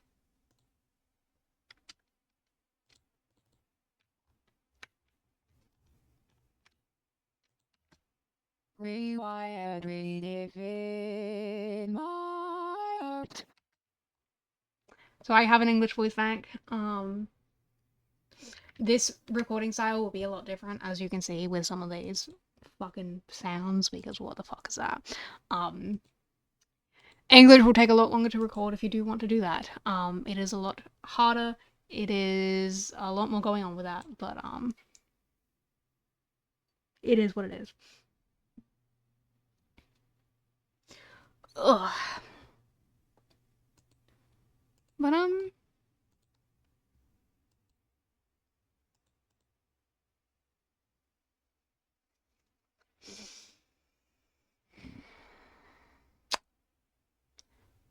yeah, that's kind of how I make covers, and then you just export all the files into your software, and you export all the WAV files, and then you just put them into your music software. That's how I do music stuff. I kind of thought I'd be talking for a lot longer than 2 hours, but I guess I talk fast, and I didn't really pace myself. Maybe I should have made flashcards and pace myself a bit. But this isn't a professional tutorial. There are other people who have done like hours long tutorials on stuff, on this kind of stuff.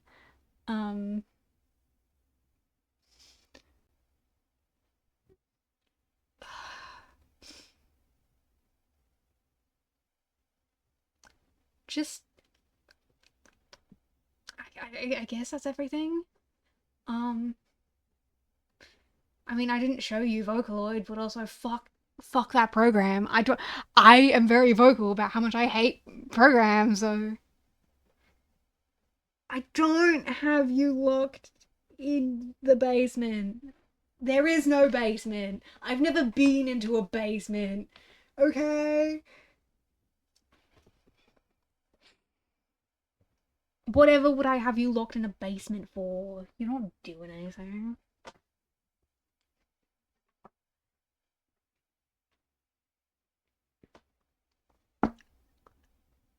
What are you doing here? I don't know, you're hanging out with me, you're being cool, you're being my friend and loving me because you like me and stuff. I thought you liked me, my boy. Damn.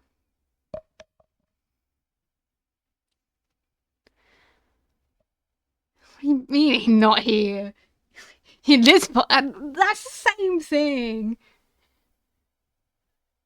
With a singular computer. I don't know, man. Don't ask me. Maybe you got kidnapped and you didn't know.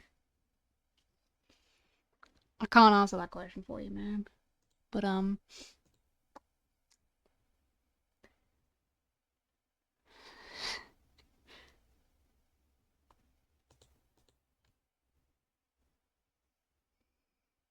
course it doesn't have to do with me.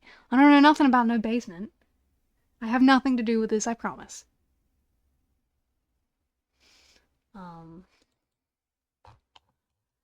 Anyway, I'm very cool and I make lots of covers and you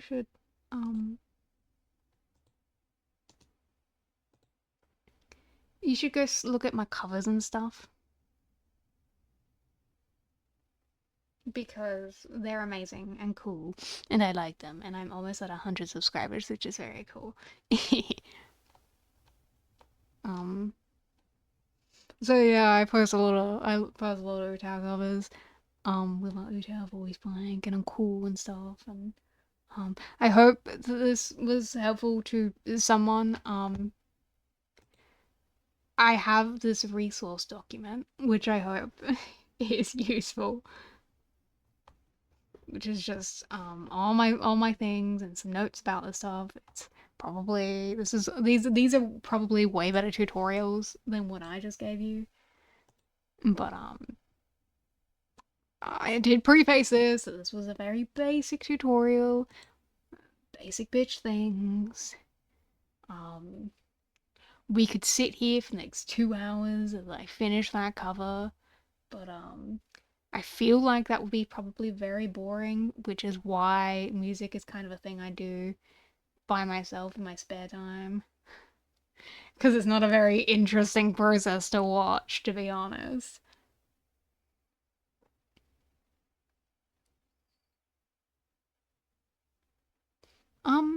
But no, if you are interested in making UTAU Voicebank, I just say go the fuck for it. It's a lot easier.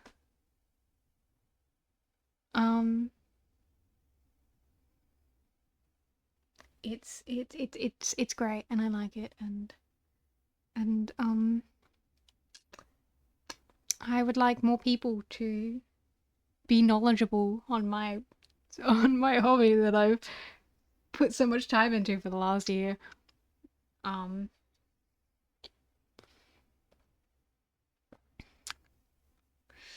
listen to my cover because it's cool, and you're cool, and I'm cool, and you appreciate things that cool people make, like covers of Ado songs, because you're cool, and you think I'm cool.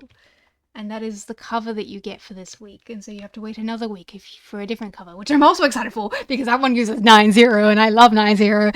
You guys should know that I love 90 and he's one of my favorite Voicebanks ever. Do you want to see 90?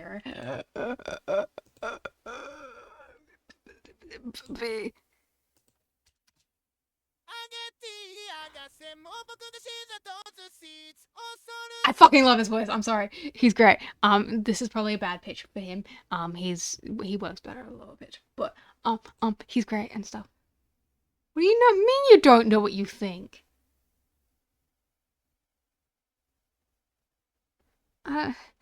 You're a pretty smart guy, Mupai. I think you think a lot and you're cool and stuff.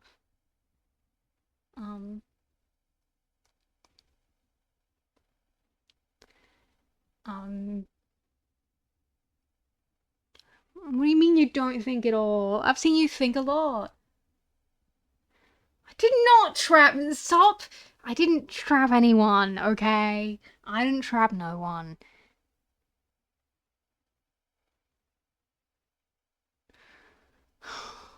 Can't believe you guys are accusing me of things I never did. Anyway, yeah, Diff Singer is my next project, which is cool to think about. It started because I heard a Diff Singer cover and I was like, wow, this is actually really fucking cool. I want a Diff Singer now. And so I started making one. So, we'll see how that goes. I need to make a bunch of covers of a bunch of songs. Probably a lot of Glass Animals because I sing those songs fairly similar to each other and I feel like I kind of need to do that. I'm not keeping you hostage. I'm not keeping anyone hostage, and I'm not disagreeing because of legal reasons. It's just true, and this is defamation. I'm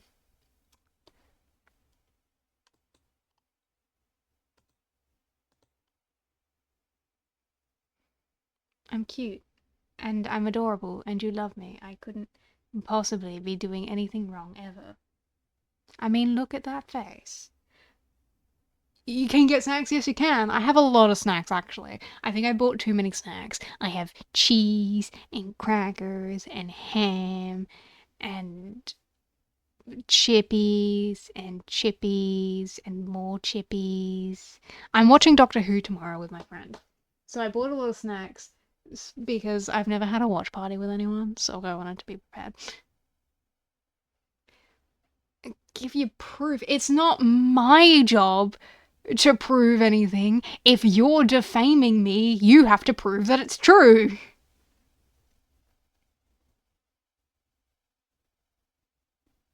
Who is the doctor? Cool guy. He's a pretty cool guy.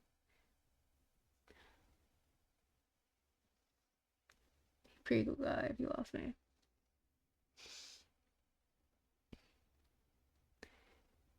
I'm offering you snacks because I'm a good host, guys.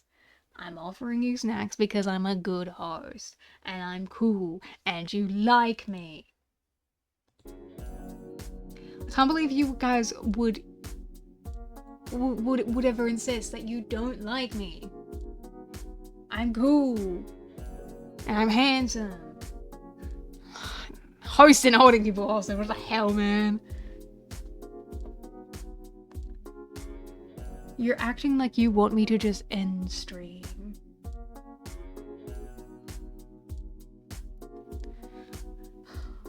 Can't believe you'd say all these mean things to me. When I finally come back to you and give you stream, you would be so mean to me. It's my birthday. It's my birthday. You're not allowed to be mean to me. Sniffle. That's right. I get 2 birthdays. 2 of them. I didn't leave you. I went on hiatus. I know it was supposed to go.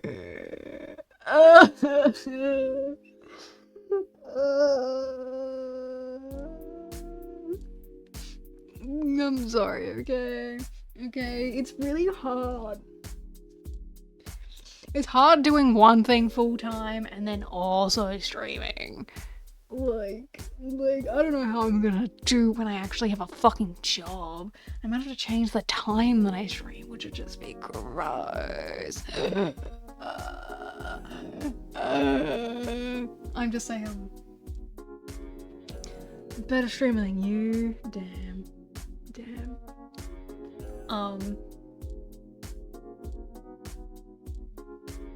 What do you mean now I'm feeling better?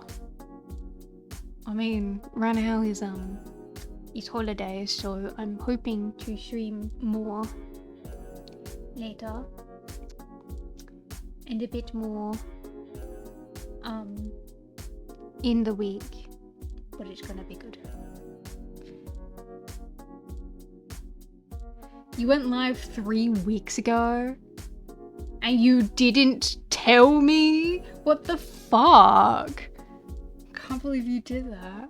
Can't believe you went live and you didn't tell. I mean, to be fair, you go live when I'm asleep, so yeah.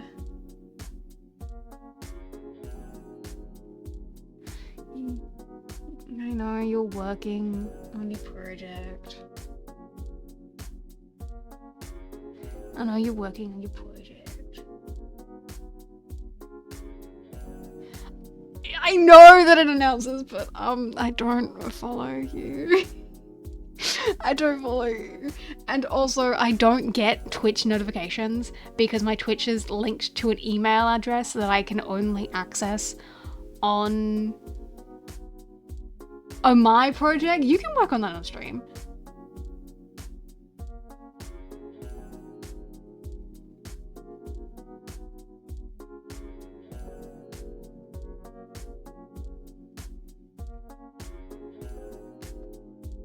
Yeah, I don't care. It's not a secret thing. I don't mind. What do you mean you haven't seen me since 2009? If you saw me in 2000, I was so tiny in 2009. Where have I been? Chaining Mupai apparently, but I've been busy with real life things, and it's it kind of made it difficult to be in the mood for streaming. But I'm here today. You all missed my tutorial on UTAU stuff, but that's okay. That's okay though. I obviously don't mind. But I am here, and God, I thought the tutorial would take me a lot longer, so now I don't really know what to do. Yeah, no, everything's fine. I'm fine. The world's fine. I'm just doing things 3 times a week is just so exhausting.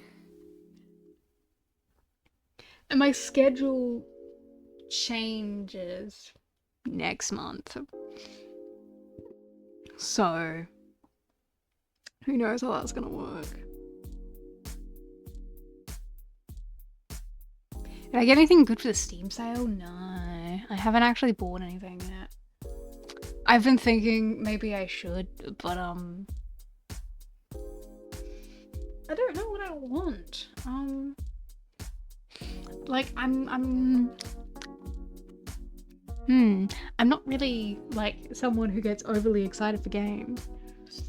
Like I don't really have a lot of things on my wish list, to be honest.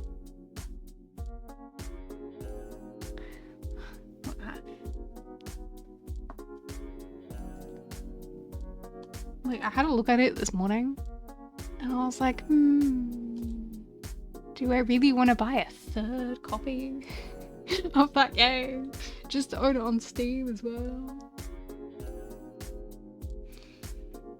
Did I hear about the new Ace Attorney game? Yeah, totally.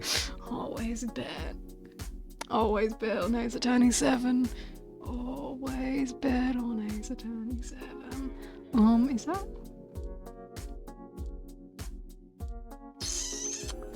Because like also with the Steam sale, a lot of the things on my wish list are just like 20% off, and so I was like, yes, should I get the $25 game for $20 instead?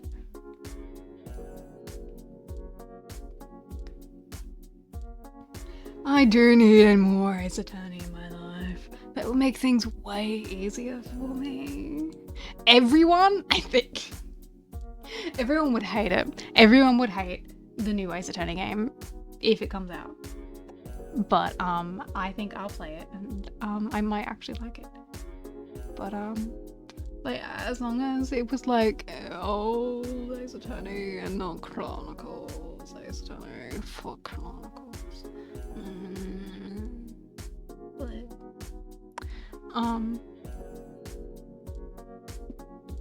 no, not Chronicles 3! I think everyone would actually hate that the most because they were like, oh my god, the Chronicles duology, they're so perfect together. I think if you made a 3rd game, people would be like, what the fuck, man? You just ruined that duology with your fucking 3rd thing. I'd be like, oh, yeah, okay. Give me a 3rd Miles Investigations game. Give me an investigations game with any of the other prosecutors who isn't Miles. I'd be into that.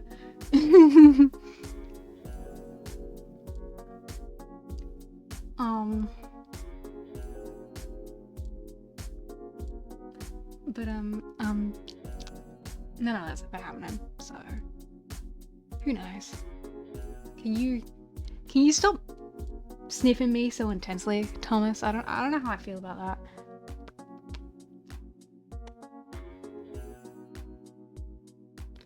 Escape the prison.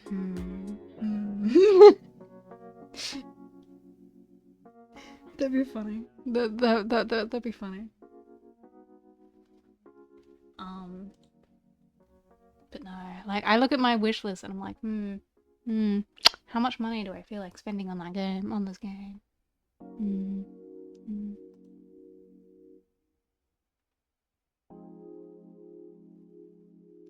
It's like a mobile game. Plays the convicts to escape. That'd be great shovelware.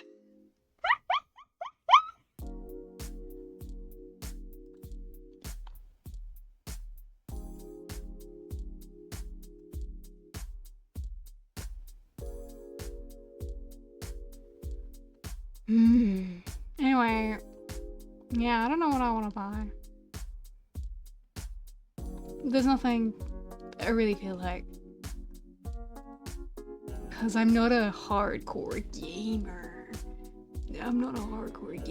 I don't give a shit about half the things that are that exist.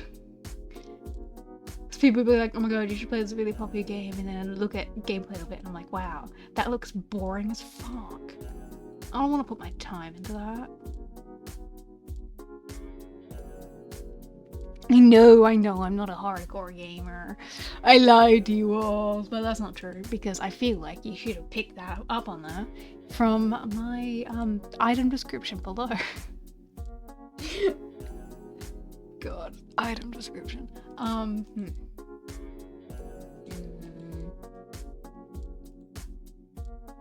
Ah, bullshit! Bentley in the Dark Revival was $3. I bought that shit on release for like $40. What the fuck, man? Bullshit. Bullshit.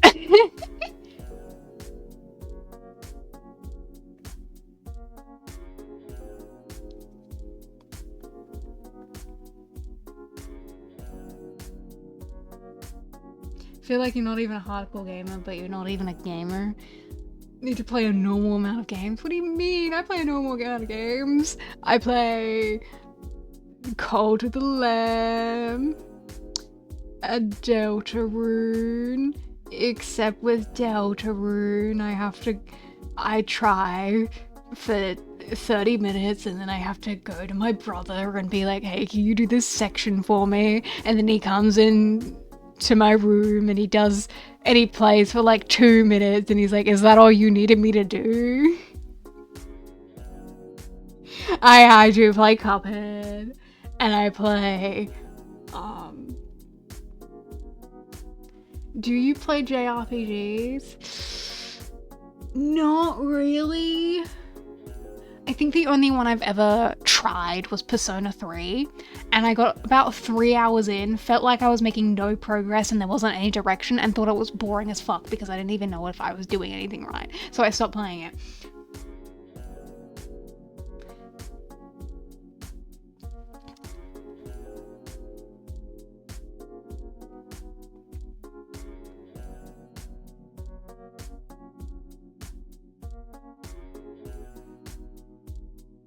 Yeah, I don't want to buy a game just because it's popular. I want to buy a game because I actually think it's interesting.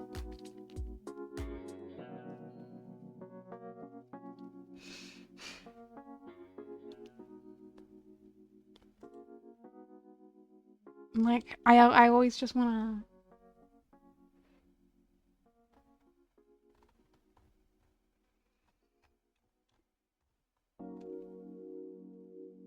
Oh yeah, Tales of Zestiria. I remember that game. We have it on PlayStation, or at least we used to.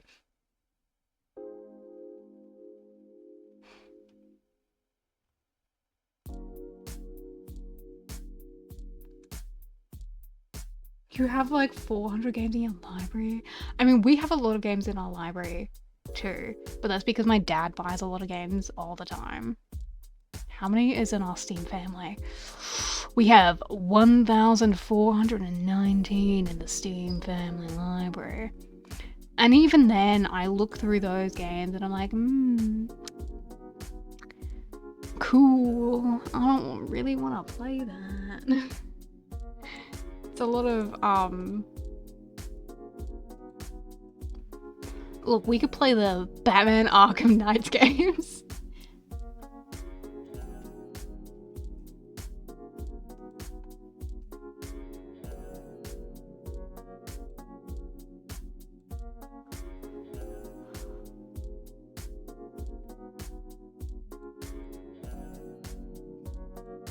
No, I feel like we can like gather that I have a specific taste. Like, I like MMORPGs, but a lot of the modern ones don't really feel like old MMOs, and I don't like that.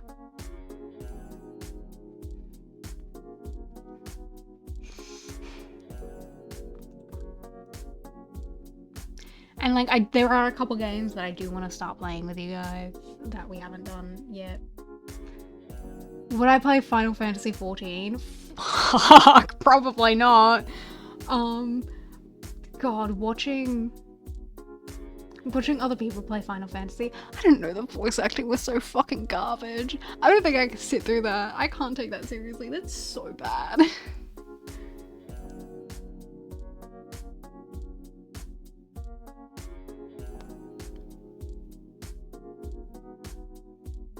But no, there are a couple games that I want to play.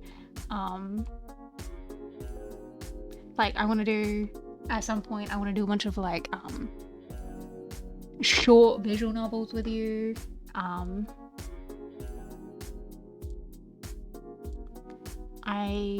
want to do like I want to try Okami. Okami seems really fun, and we have that on Steam, so I want to do that.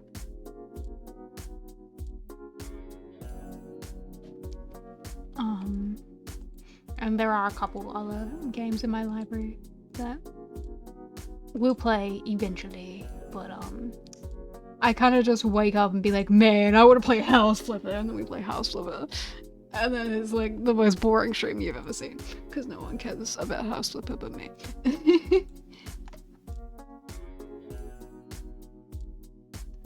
I do want to play more deck builders though, because I like deck builders.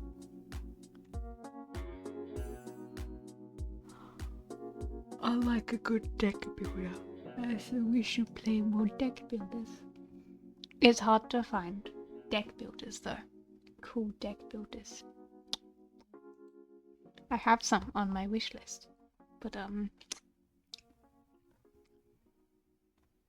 don't know. One of them I have on my wish list just because it's got hot women in it, and I want it because there's hot women in it. But I think that's a bad reason to buy a game. Like, God, those are just tits out. I don't know if I can stream that game. It's a lot of tits.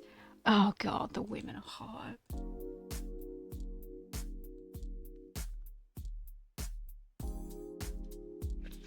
Bellatra is a deck builder.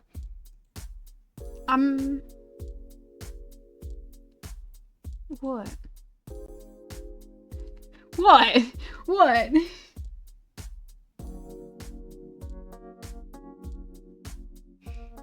Who wants to quit playing? Great, I hate to tell it because it was fucking boring. Maybe I will.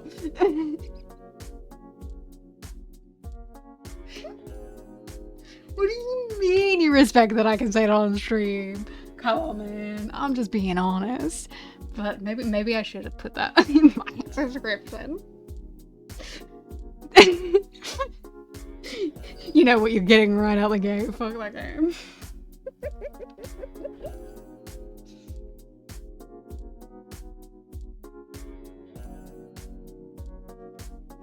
But you're right, Bellatra is a deck builder. And it does actually look a little fun, but I feel like... I don't know, I'm not sure it'd be like more than a single stream sort of game. And then it's like...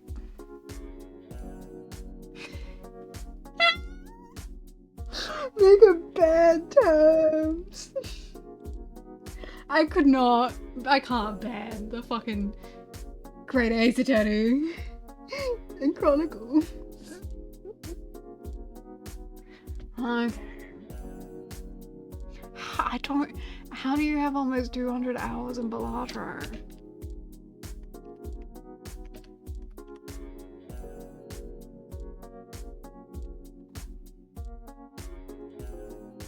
I don't know if it's worth my $17. Like, would I really... Can I really count on, like, playing it enough? Maybe if it was on my phone, but... Yes, 17.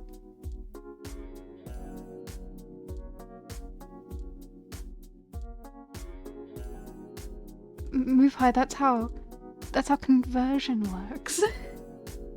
I know there is a mobile port because my friend was playing it in line when we were going to vote in the election.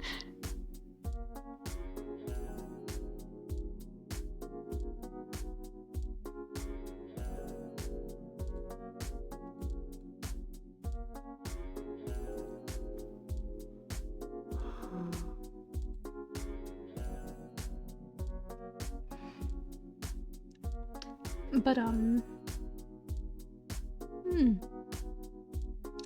yeah, I don't know. Games are weird. Coin pusher. That's just gambling. Coin pushers are just gambling.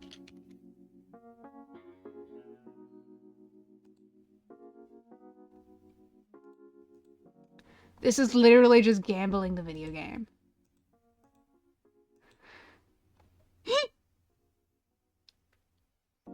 What other kind of games do I like? When I was a little baby, I would play Peggle. I like Peggle. I think it's a good game. What else would I play when I was a little baby? Oh my god, there was... My grandma had a laptop that we could use that had a bunch of games on it, alright? Like, I like those, like, shitty grandma games. I think they're great. There's, like, mobile game experiences, I think they're great. But, there was one game on it that was about,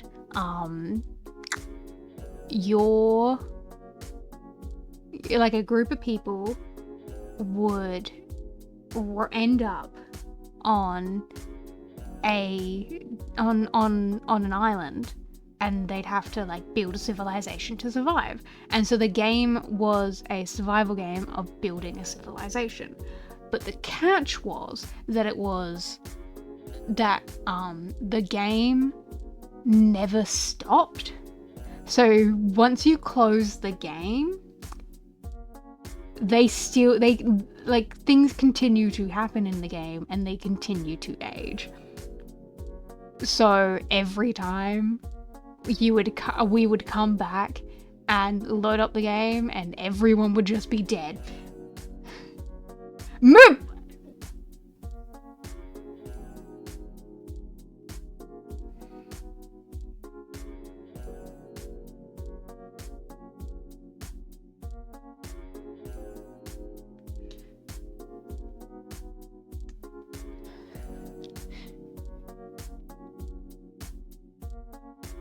Mupai, come on, man. You want me to play Belatra that badly?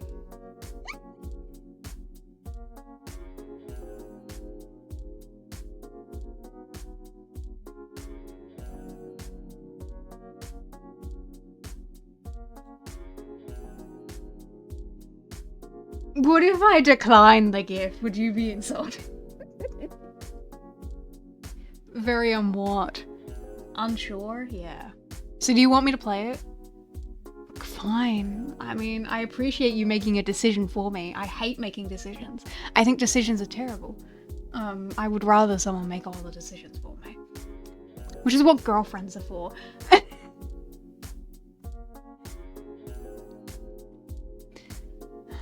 Thank you, Mupai, for your generous little gift. I appreciate it. You're very cool. Mwah!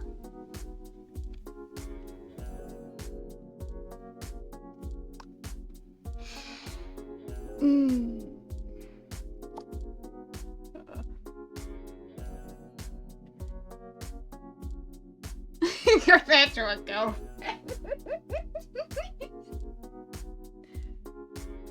It's totally crazy. It's so crazy. Oh, guys. Ugh. Things are cool. Things are rad. I'm so cool and rad. Did you know that? Did you know that I'm cool and rad?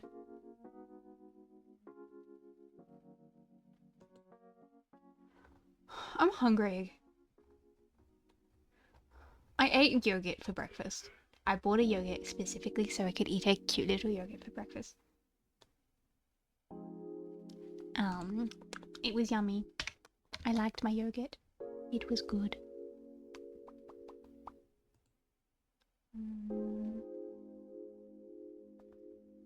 What do you mean don't trust me? I'm like the most trustworthy guy here right now. Like...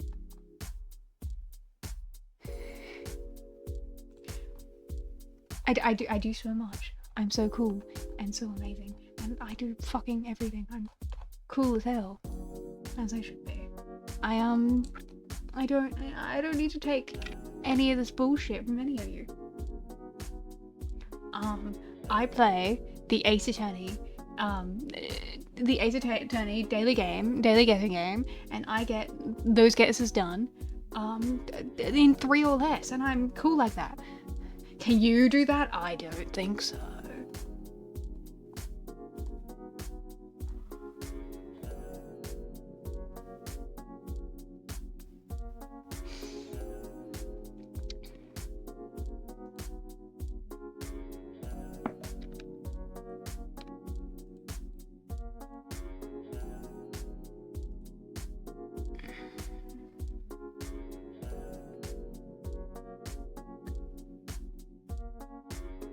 I've run out of things to tell you. Ugh. It sucks, man. Sucks. I'm so bad at conversation, and yet here I am doing a hobby that requires me to be good at conversation. And so you just ramble and say whatever first thing that comes to mind is. Except I probably shouldn't, because then I'll just talk about the same things over and over again. Socks? I like socks. I like socks. I like graphic socks. I'm wearing high-vis socks at the moment because they're the thickest and warmest socks I own, because they were the only ones available at the shops when I needed some thick socks. I love women. I love women. I like talking about women and how they're hot and how I'm hot and how everyone should kiss women. Women are great. I like women. Women. Women. My wife's. It's surprising that none of the Professor Layton games have been ported to the Switch. Yeah, kind of. Like, you'd think that the Layton games would get a port because they seem like cult classics at least, but nope. You have to emulate them or buy yourself a DS. Otherwise I would play them. I don't know enough about that kind of stuff.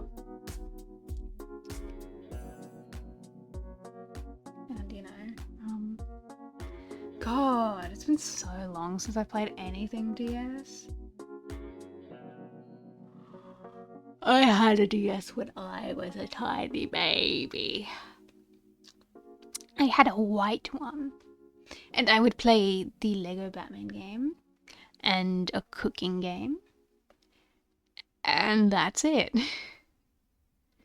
I would play those 2 games and nothing else.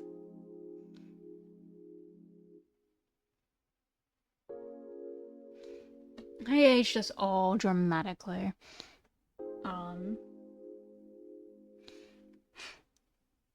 Nope, I never played Animal Crossing. My first Animal Crossing was New Horizons. We just never owned any of the other ones. I didn't play Animal Crossing. I didn't play Pokemon. My brother had Yokai Watch, but I never played it.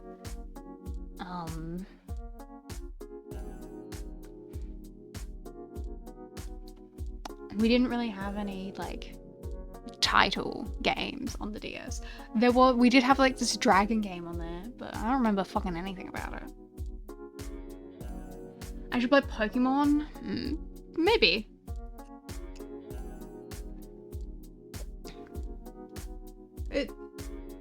Maybe. Like, I think I could be super into Pokemon. I mean, have you seen some of those gym leaders? Am I able to stream Nintendo games? No.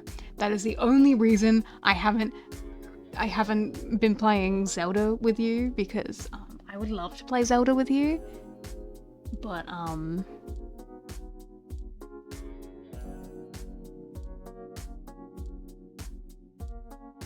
You mean you just say it's a real version? I have real versions. I have real proper versions. I'm pretty sure we actually do have a version. I don't know if it's Scarlet or Violet, but we have one of those.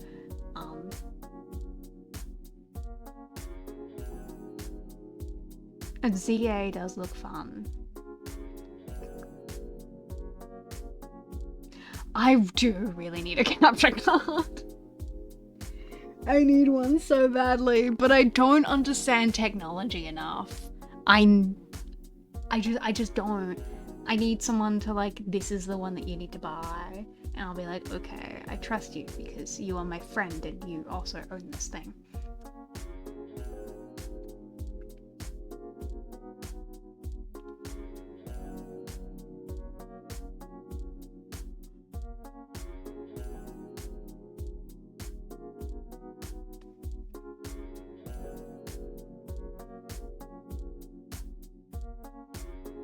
But a lot of like capture cards people recommend are like $200, and I don't have that kind of money.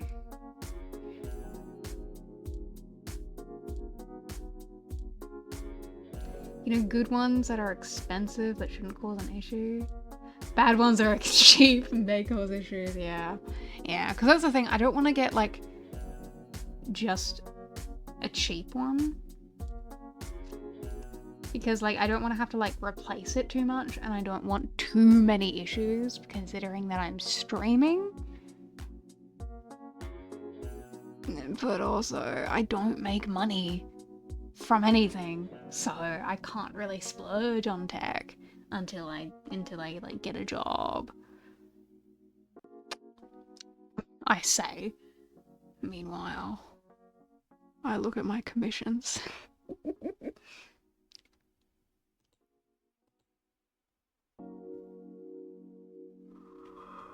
I can save up. I can. Well, I make government money, which means I get like $300 every fortnight. Well, technically I get 600, but 300 of that is for rent, so it doesn't count. That 300 doesn't count. I know, my boy. There, my boy.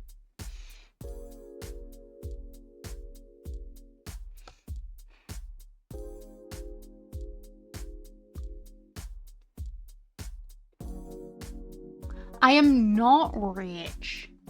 I'm not rich. I can't tell you how little money it is. You go and you buy food one time and you look at your bank account and you're like, oh god.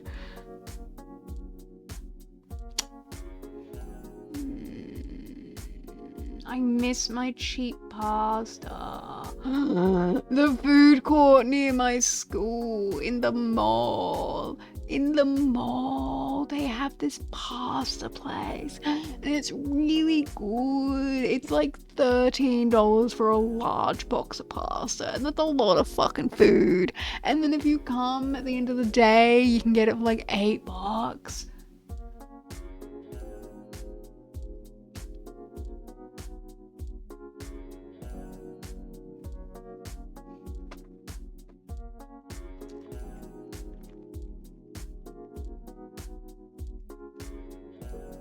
Like, I'm just the kind of guy who, like, I get worried about money all the time.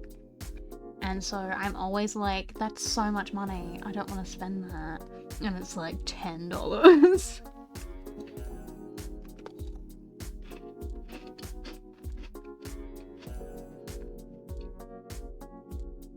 Because what if I need it in the future?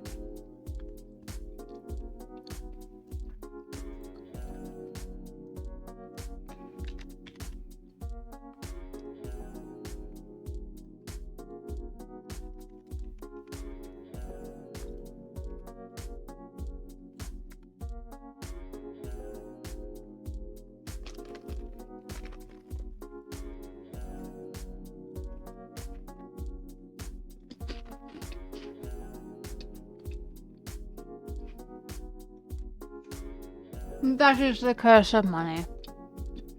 Where we all need it for everything, because that is the society that we live in. And so I am cursed to forever wonder, God, will I get into a horrific accident and suddenly need all the money I've saved up?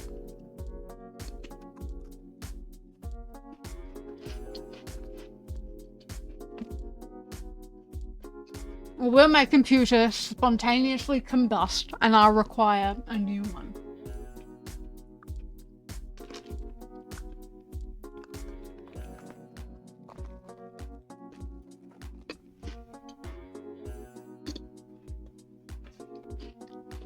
These are the difficult questions that we are faced with as a society. How does medical over here work? Well, it is better than the US, but I always still worry about it. So, a lot of things will be covered. So, I am on Medicare, which is the free government insurance. I am also a pensioner, so I can get some things covered under that too, without having to pay anything for Medicaid. But generally speaking, you will pay a gap fee, which that is all the money that you need to spend. So, like, for example, if a doctor's appointment costs generally $100, you would pay $35, and the rest would be paid by the government.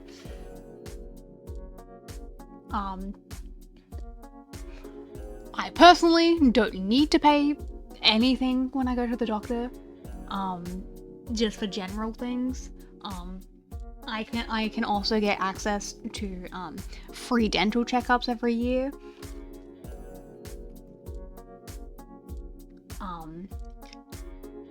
Ambulance, if you need an ambulance, that will still cost you something though. I know in Brisbane the ambulance is actually free because everyone gets charged to compensate the ambulance in their electricity bill, which is really cool, but not here.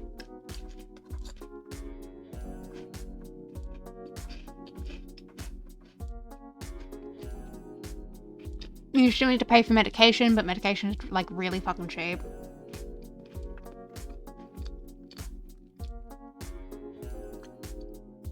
Like,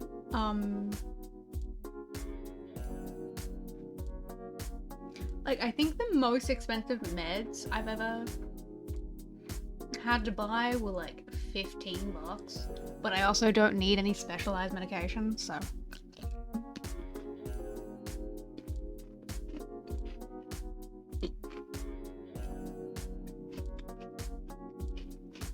I know that people in the US would rather call an Uber than an ambulance. I know that so much of it is privatized and they price gouge and all that shit. I watch John Oliver.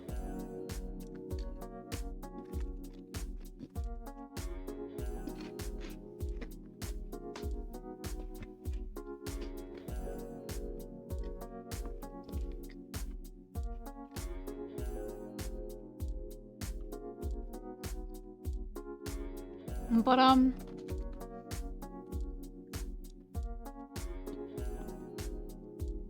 no, I'm just always worried that I'll need something.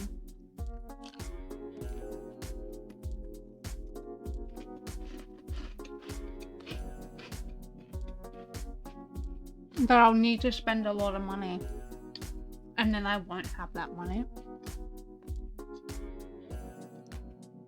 Which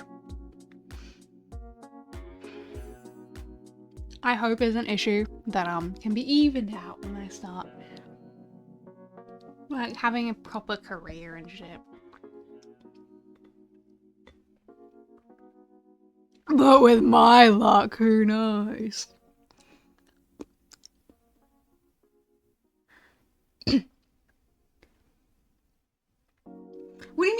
more commissions. I haven't paid anyone new yet.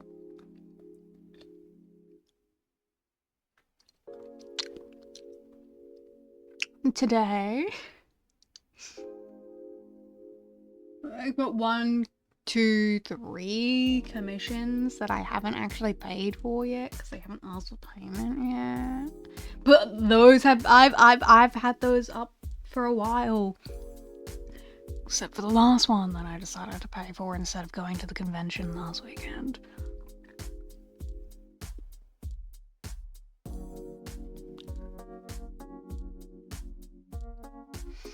I have more money than I used to because I haven't actually bought anything except snacks, okay? I've got money, okay? I'm good.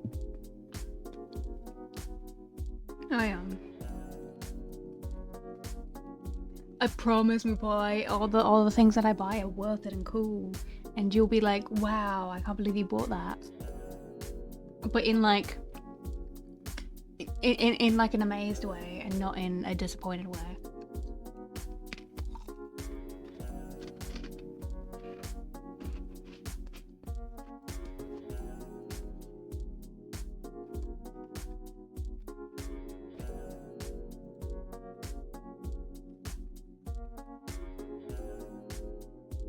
What do you mean just because they're cool? I can spend my money on whatever I want. I'm an adult, man. I'm an adult and I can do whatever I want with my earnings that I got fair and square by the government looking at me and being like, wow, this bitch autistic.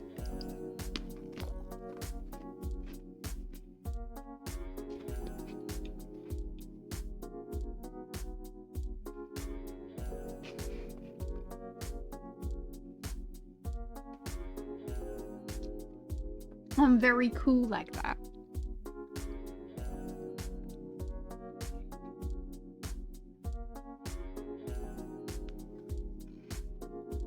I spent too much money yesterday on snacks for my watch party tomorrow, and I bought a cleaner for my bathroom, and when I opened it, it attacked me and made my fingernail bleed. My finger still hurts. I can't believe it would attack me like that when I was just trying to use it for its intended purpose. What the hell, man? Shit's bullshit, man. Shit's bullshit.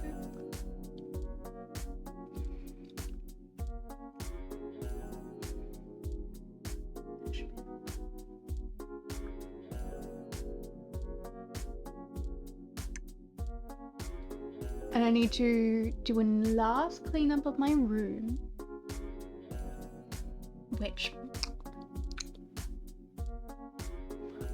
I probably would do right now if I could take you guys with me, but my cable is not that long. Cause I cleaned it, and then and now it's a little messy again, but it's not as bad as it was earlier. So it's just a matter of putting things away where they're meant to go.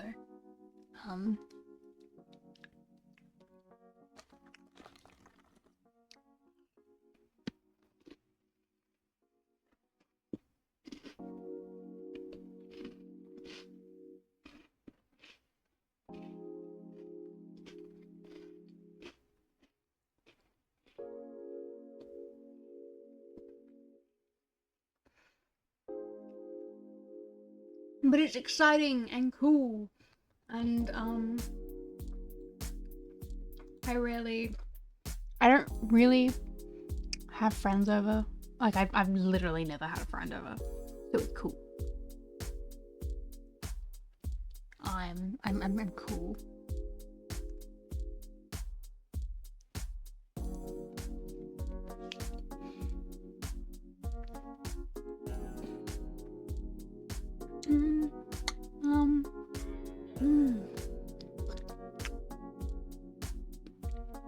Man, it's good to hang out with you guys. I like talking to you guys. I know that I'm bad at just chatting shit, because I sit here and then I go, wow, what do I say now?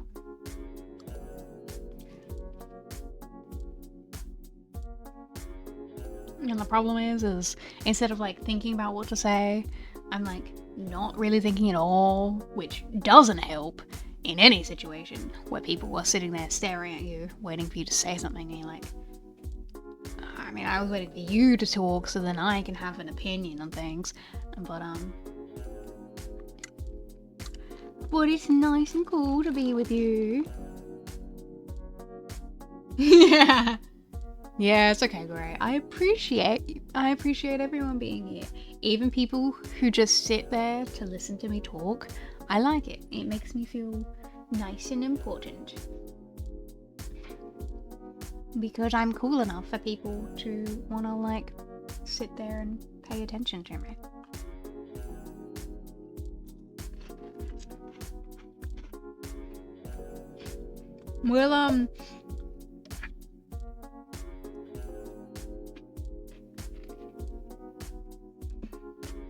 We'll play a game later in the week.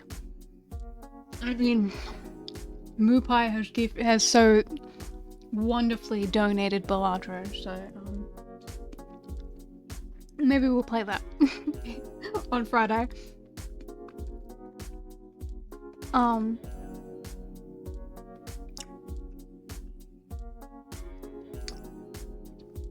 Yay.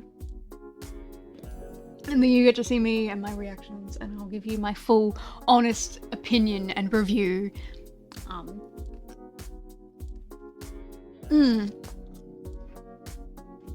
Yeah, like, I think all roguelikes and deck builders,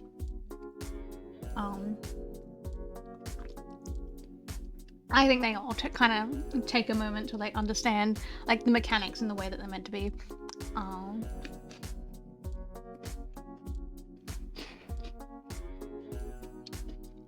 But, you know, I'm happy to give it a go.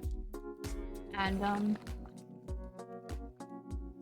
you know, people like that game too, so I'm happy to play things that other people also enjoy. Because it makes me happy when you're happy.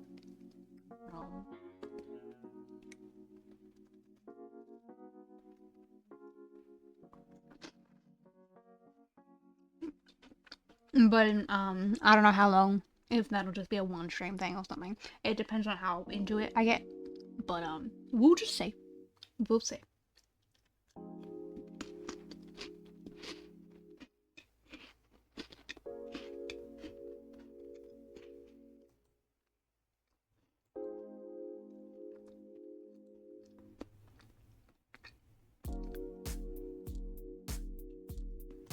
Baladra was a dangerous hole. Well, then you can blame Mupai. He's the one who thrust it upon me, slipped it into my game library. I mean, I do have games to play on stream.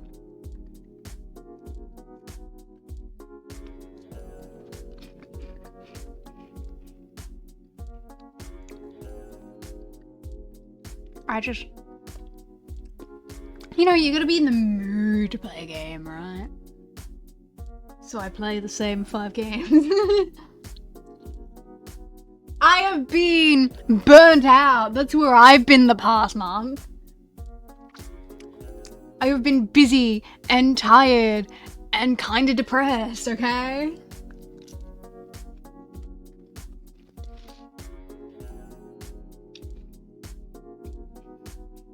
But I got, like, I think I can leave you for milk because I brought back syrups and whipped cream and we can make fucking milkshakes, man.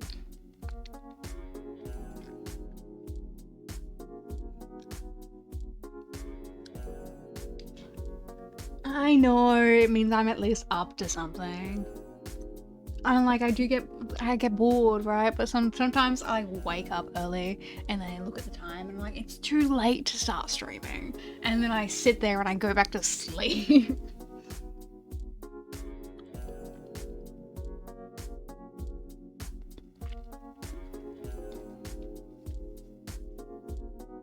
least don't bed rot. No. What I do is I stay in bed until my body is like, you need to get out of bed right this instant because you need the bathroom. And then I go and I stand up and then I go to my computer and I sit in my little rocking chair and I watch like the 3 new videos that have been uploaded, and then I sit there like, God, I'm bored now. What do I do?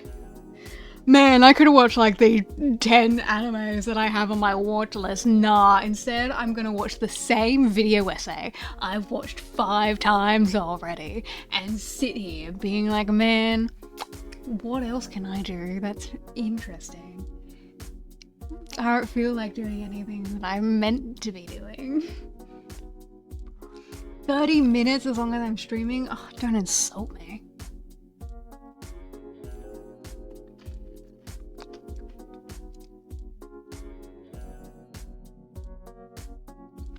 Three hours is the bare minimum, I'd say.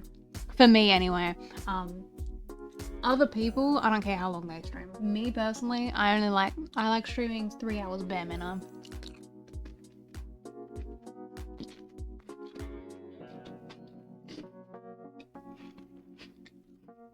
Because I want it to feel substantial.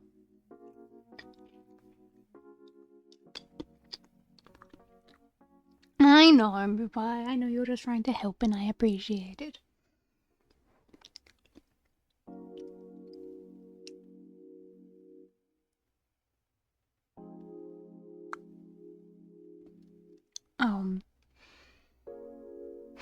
But no, like, there are like a lot of things that I want to do streaming wise and that we will do eventually. Like, oh my god, I would love to do hand cam shit. Because first of all, I love watching hand cam streams, and second of all, I like doing those sorts of things. And then you guys can like see me do other things that I like doing, so it'd be cool and stuff. But that's like a whole setup thing and a lot of money, so that's like ages away.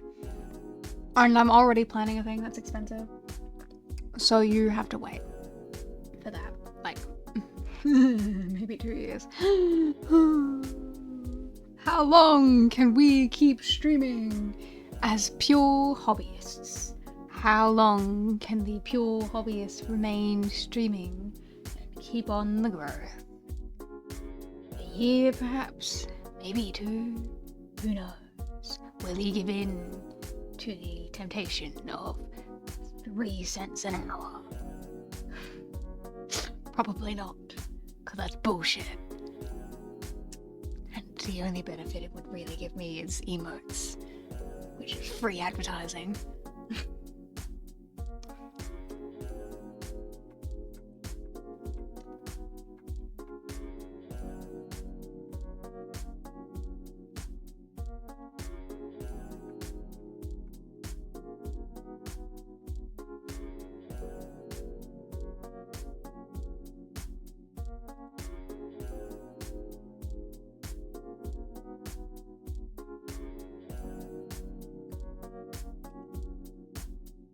But no, I do like streaming and I like hanging out with you guys.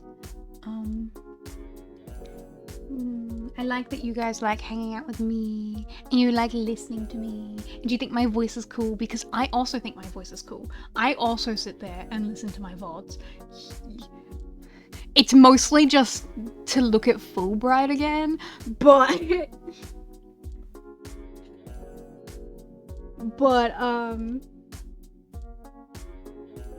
I still watch my own VODs and listen to my own voice and watch my own just chatting shit. Like, I think I'm cool.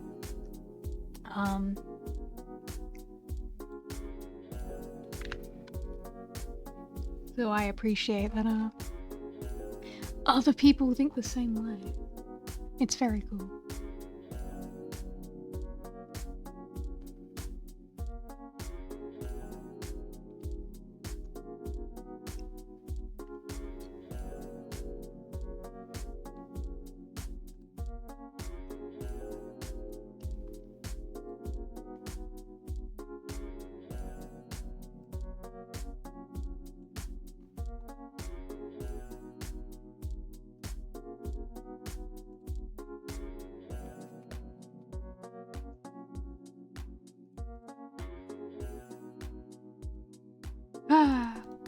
I'm hot. Sitting at my computer and doing this with you guys makes me feel hot all the time. Maybe because I'm leaning forward so much. And so I'm closer to my monitor. Because I have to lean forward to be closer to my microphone.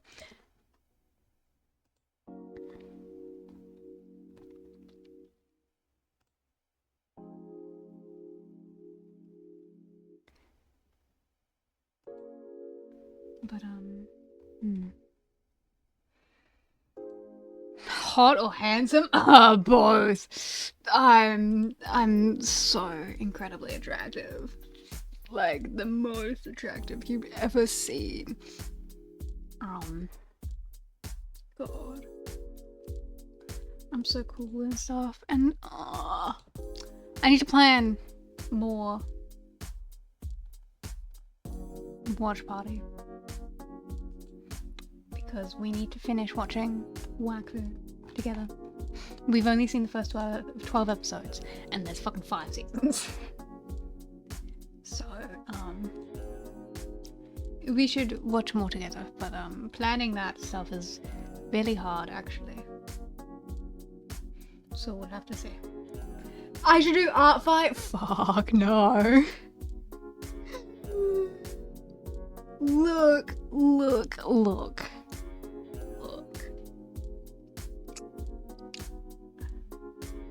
I like the idea of doing cute art trades with people. Oh, it'd be a lot of, God, I want to draw that character, but I have no fucking clue how to do it.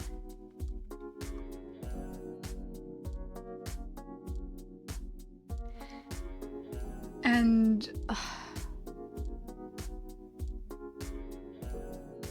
I don't think I could. I couldn't do it. I couldn't,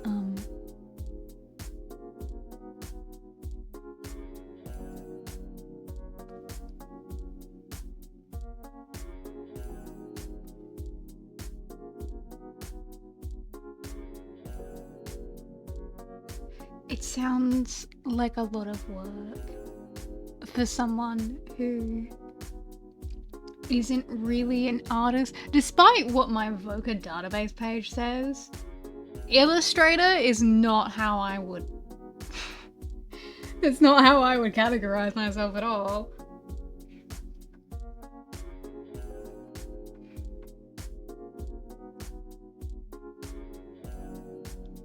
But, it is cool, and I admire people who do it and stuff.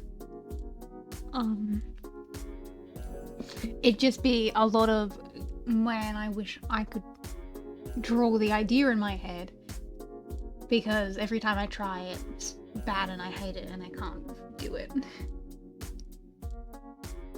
I know it gives people options to draw my character, but you can just do that without art fight.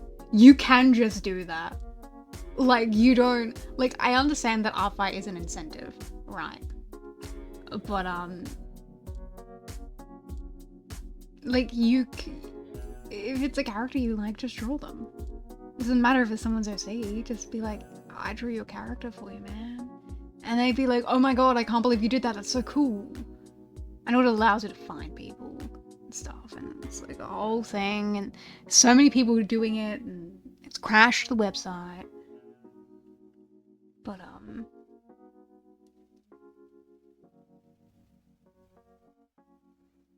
I'm only good at thumbnail redraws. And the second I have to do a side profile of a character who doesn't already have a side profile picture drawn of them,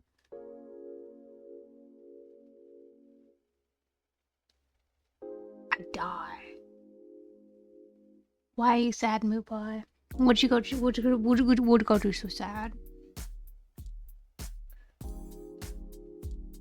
Oh, you're not as done as you thought you were. Oh, I'm sorry, Moopai.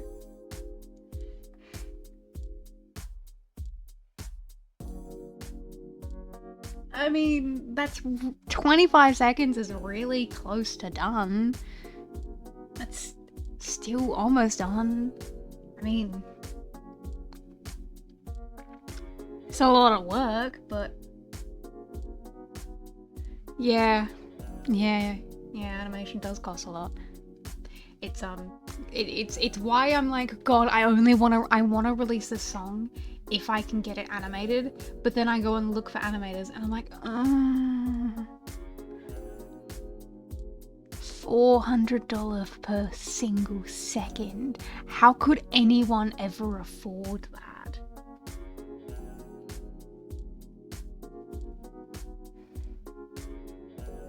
Like, I do not know how people commission like original animations for their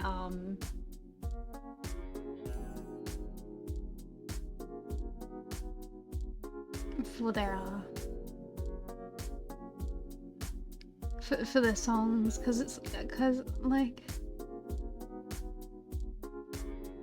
everything's expensive, but also like no one's ever like really clear about their rates. And it's just also really hard to find animators in general, which is why I wanted to like try doing it myself, because like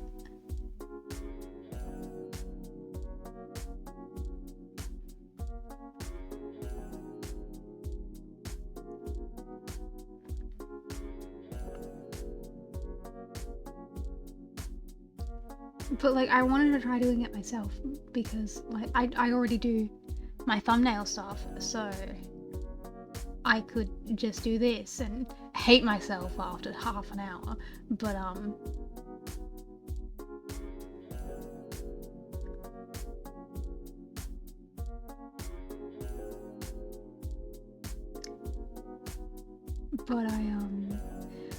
I found out that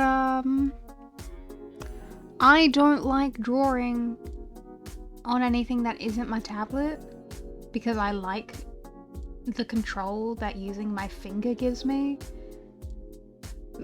but none of the animation tools on tablet are any fucking good, so I can't do anything anyway.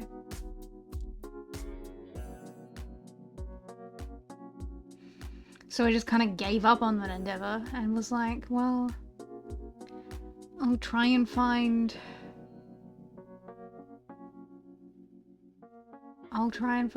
people to commission animation from, and I went looking again and was like, God, I could never afford a 3-minute video if that is how much you charge for a 2-second loop.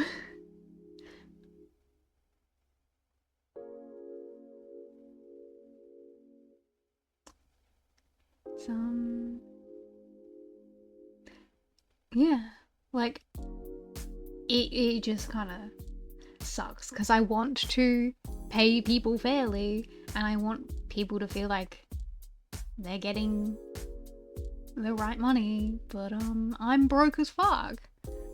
So it's like, wow, cool. I'll just be lame and have to use the original video from the song.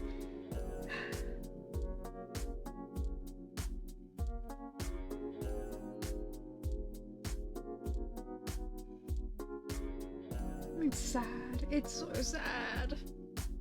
Because I know it could be so cool. Because I know it could be cool.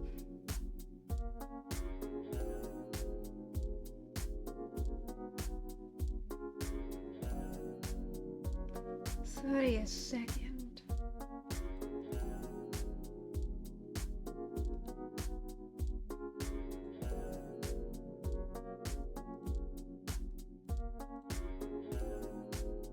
Jesus Christ. See, you understand my issue then? Because even 30 a second, a standard 3 minutes, that's already 5,000. That's 5,000. I don't know how anyone affords that.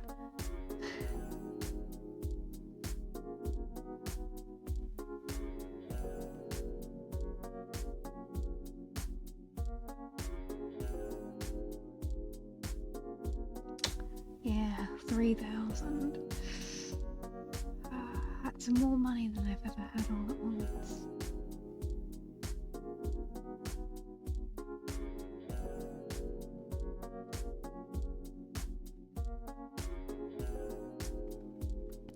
Still, like, everything's so expensive.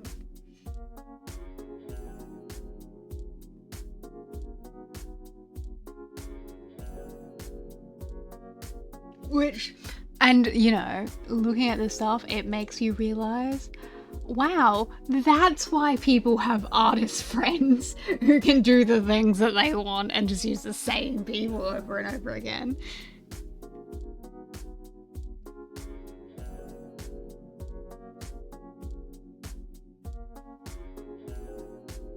I cannot tell people that I paid you 3,000. That'd be a lie.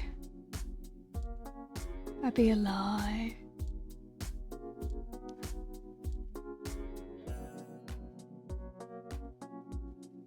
Oh, I know that. I know that people with artist friends pay the full amount, but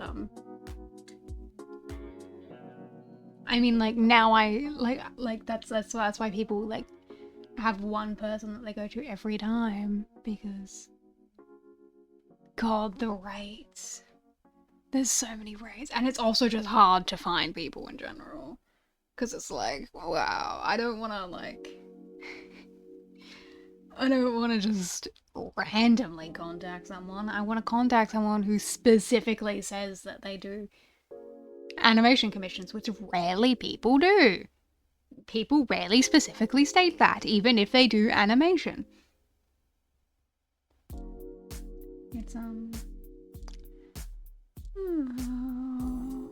It's okay. It's okay. I'll just have the one video that you make, and then nothing else. Everything else will just be lyric videos, and that's okay.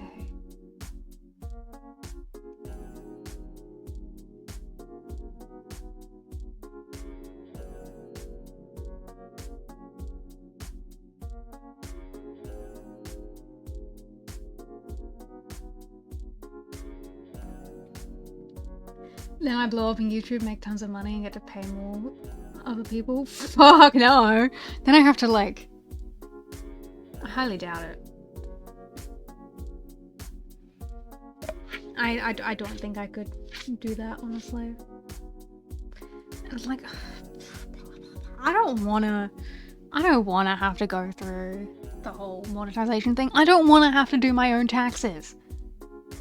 That's the whole point of not being monetized, is I don't want to do my own taxes. So, I just need to be a really successful accountant.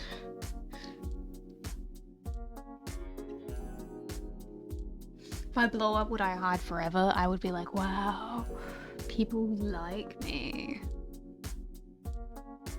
And then I'd,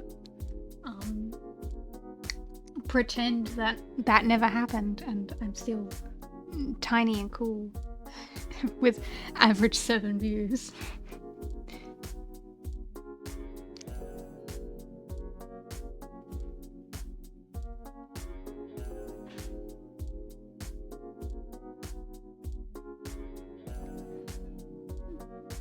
Kitty cat's whining. Little Miss Galaxy. My puppy. I love her. That's my kitty cat.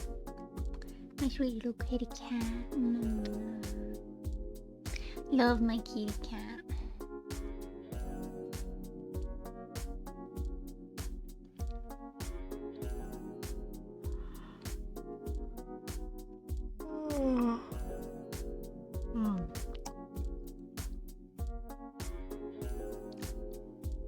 Anyway.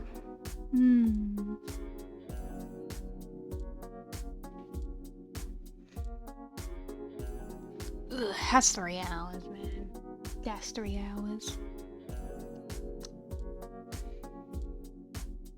I don't really have anything else to say. The point of this was just to like talk about UTAU and stuff. And I did that a lot quicker than I thought. Have I heard of the new hit game Mega Chameleon? I have. It looks boring. It looks boring and unfair.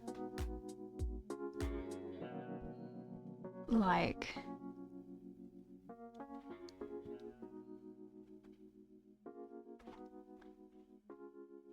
I don't know. Seems fine, I guess. But also, like, I don't.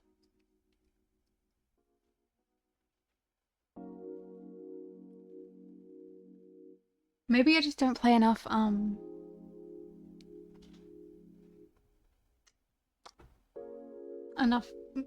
co-op games. I don't play a lot of those. Because I don't have people to co-op with. Oh, I miss my co-op games. Everyone's so busy. And no one will play with me. I do like Peak, but that's not a hide and seek game. And also, every time I listen to myself back, I'm like, God, why do I start yelling? I yell when I play Peak. It's very strange. I get loud when I play that game.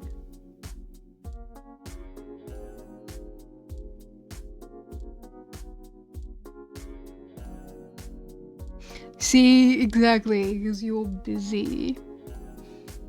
You're busy.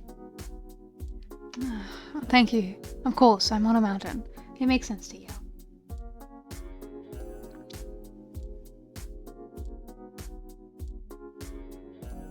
A horror co-op game? I'd be useless. I'm bad at horror. I can't handle that shit.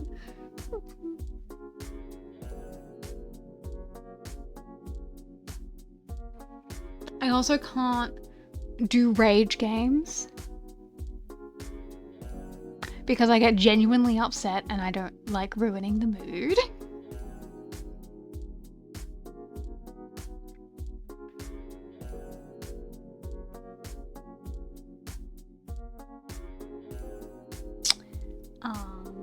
I like racing games.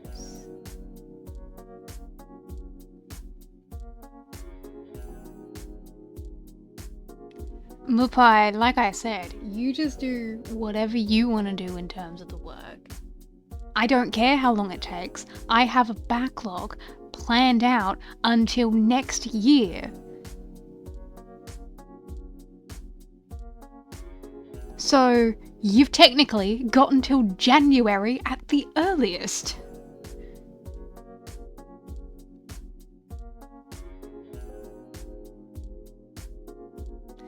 Oh yeah, the ping. The ping, man, the ping. I always have to deal with ping because I've got shitty internet and I'm so far away from everyone.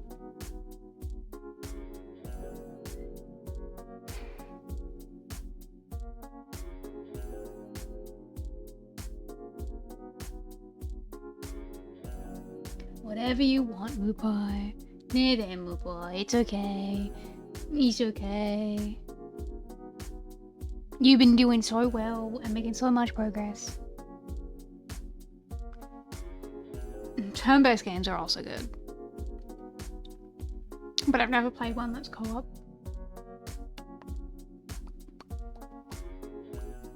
Unless you mean like a board game, and a board game is cool. But there aren't a lot of good, like, online board games.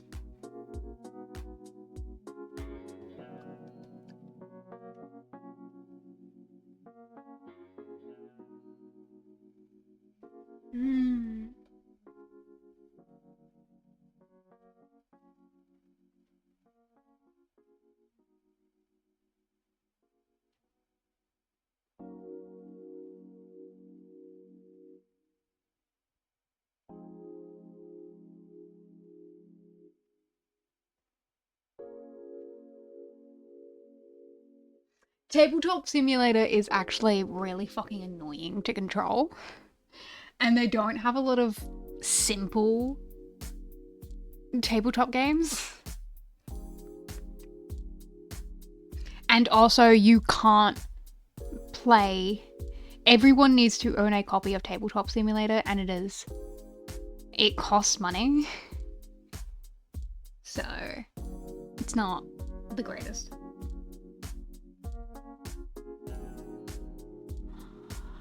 Neverwinter Nights. I feel like I've heard of that.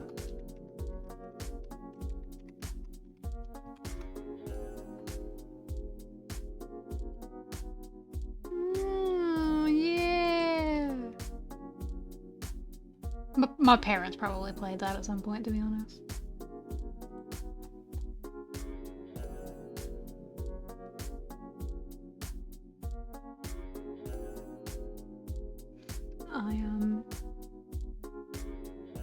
Yeah, I used to play a lot of RPGs like that. Like, Dragon Age. And other things like Dragon Age. My parents are super into MMOs, so I played a lot of MMOs when I was younger. But I treated them as RPGs rather than MMO games. Because I didn't interact with anyone online.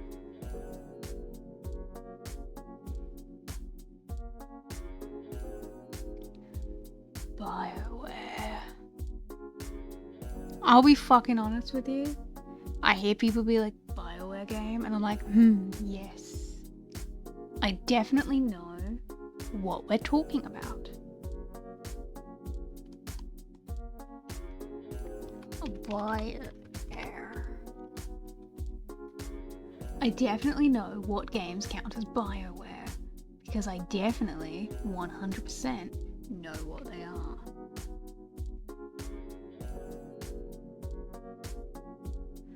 Dragon Age, Baldur's Gate, Old Republic. I played Old Republic.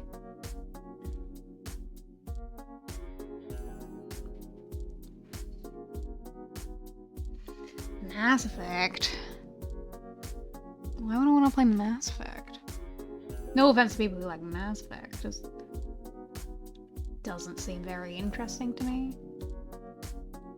And also space is scary and I don't like space.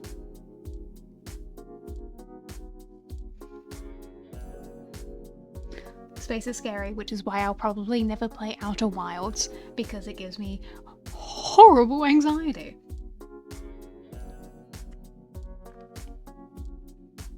So I'll just sit there and people can be like, wow, that shit's great.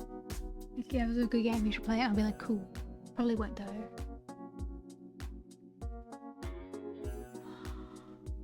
Star Trek. I don't know anything about Star Trek. Not really. I think I've seen like a couple episodes of the old Star Trek show.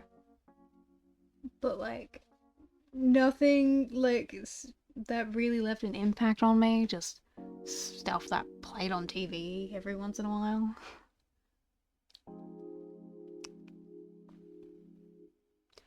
I was too busy not paying attention.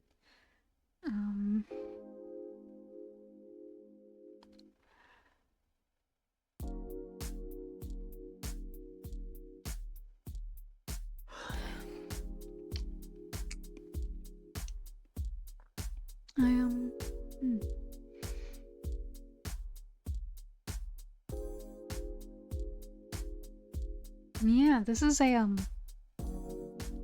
terrible look at the lack of gamer I am. Baldur's Gate, never played it. Don't have any intention on playing it, to be honest. Like, we have like all of them, I think.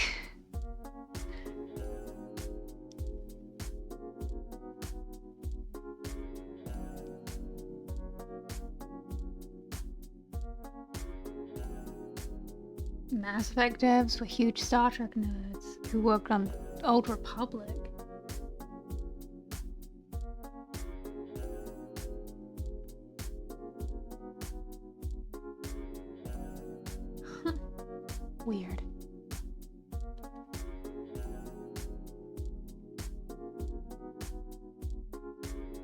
I couldn't. I trust you in the assumption that it's Star Trek coded, because I wouldn't know. I don't really know much about Star Trek. I've seen the Star Wars films, but I never really engaged. Like, I don't care that much.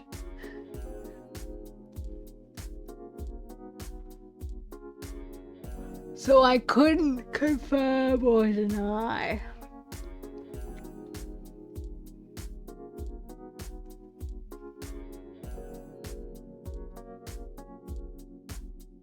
All I know is I used to have like a level 20 bounty hunter, and the bounty hunter quest line was confusing, and I didn't know where I was meant to go, and so I stopped playing.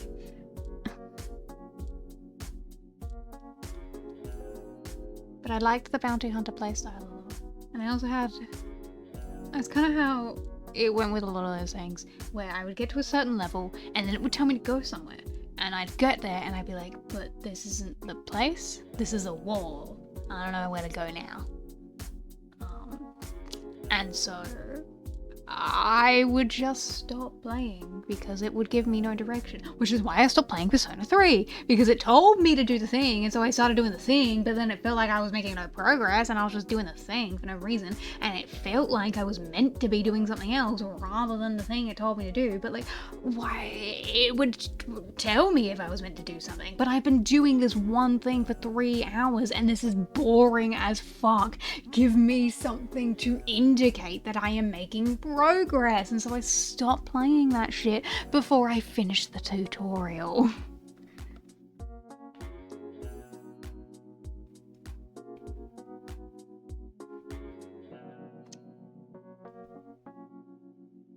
Should have played Persona 4,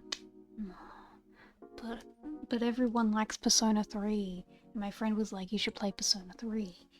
Here's Persona 3, you can play it.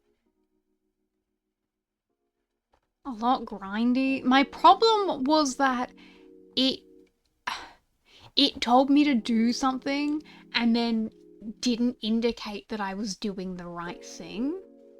And that's what was annoying, right? If it specifically told me you need to get to this bit, then I'd be cool with that. Get to this bit or get to this day. Then that's all fine. But when you tell me to do something and then you leave me to stand there being like, okay, so have I done the thing enough? Did I fuck something up? Like, I spent 3 hours doing that.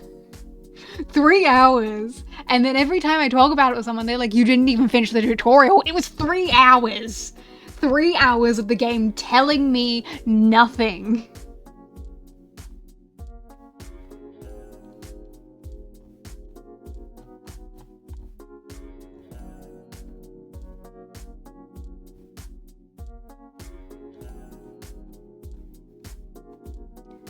We have Persona 4 Arena, Persona 4 Golden, Persona 5 Royal, and Persona 5 Strikers on Steam. Yeah, but but if the game isn't going to like give me direction and say, good job, you're doing the right thing, keep going, you're such a good boy, then I don't want to fucking play it. Hold my damn hand, railroad me a bit. This is why I like shit like fucking Skyward Sword, because it railroads me and tells me what to do, and I like that.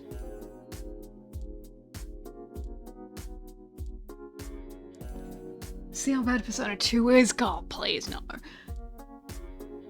Wait for Persona 4 Remake? No. I don't care enough. I know people don't like hand-holding games, but I love them. I hate playing D&D because people make fucking sandboxes. I don't want to play a sandbox. I want you to put me on a fucking path and give me a story. I don't want to find the story myself. I want you to tell it to me. I'm here for your story. Just tell it to me. I don't like having to figure out what I'm meant to do because I'm not that smart.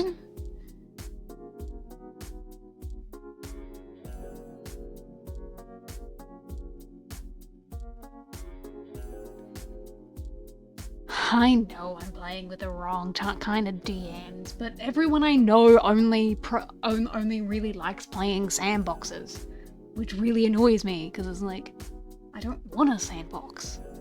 Like, I like having a proper fleshed out campaign, and you to insist that you have a story for me to tell, and you'd be like, guys, we're getting off topic, and I'd be like, cool, put me back on topic. I want you to force me and the party to do things.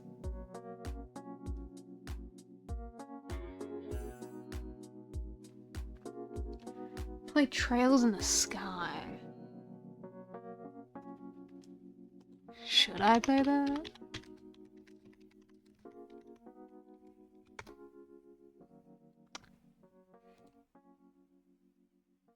Oh, that's a new game. That's so expensive.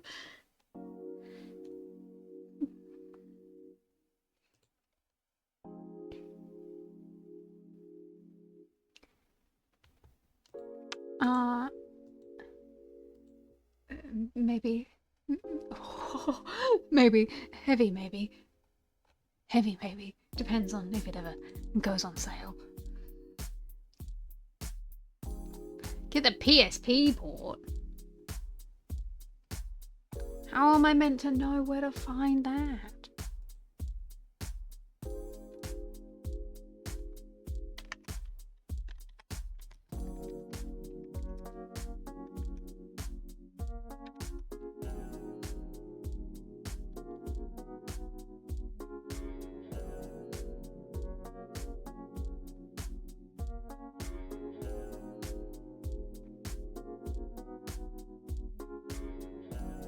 I'm only seeing the one from last year. The one from 2014? But that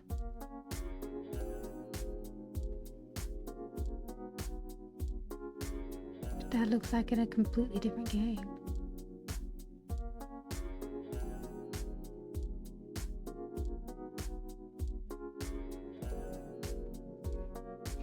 I mean, both versions of it are 50% off. It's just a matter of $40 or $12. Wow, look at all that DLC. $9 per outfit. What a deal!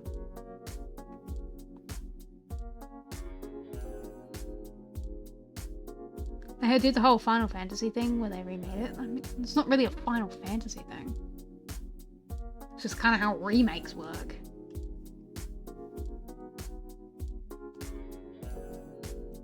It's turn-based JRPG. I see.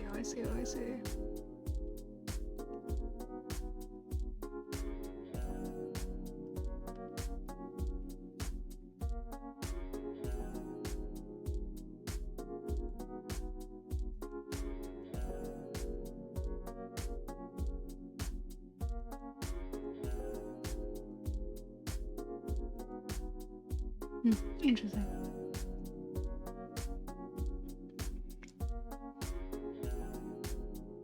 A good story that guides the player along. Yeah. I do like that things. I like those things.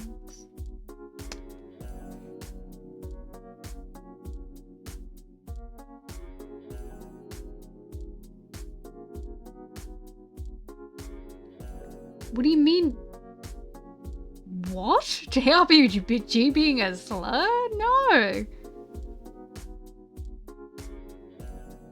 What the fuck fuck are you talking about? I said it was a JRPG because it is a JRPG. That's what it said in the tags.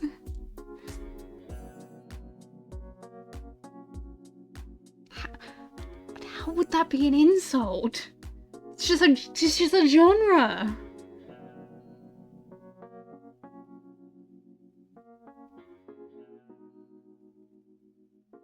I'm so confused. I don't understand. I'm not in gaming communities.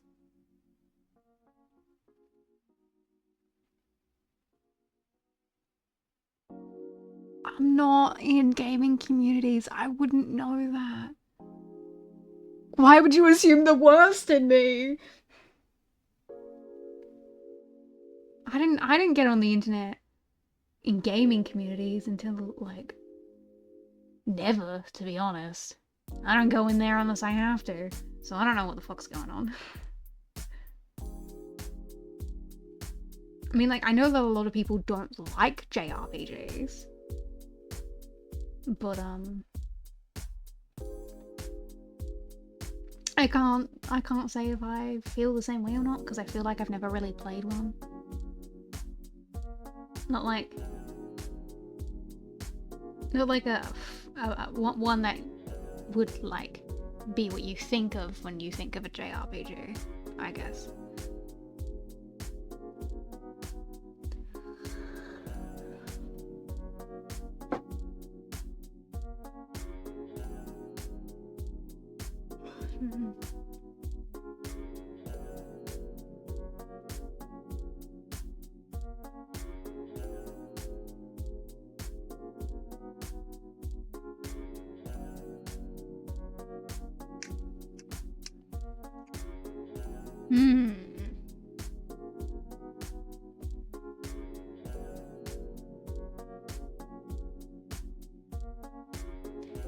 Yeah, I guess so. Good night, blooper. Good night. Night. Who knows? But, like, it's also why I'm not really interested in playing, like, Metroidvanias, because it's like, it doesn't tell you what to do or where to go, and you're just expected to figure it out. And if I have to figure something out, I'm not getting there. I end up dicking around for fucking 30 minutes and then being like, well, I'm not smart enough for this game, clearly.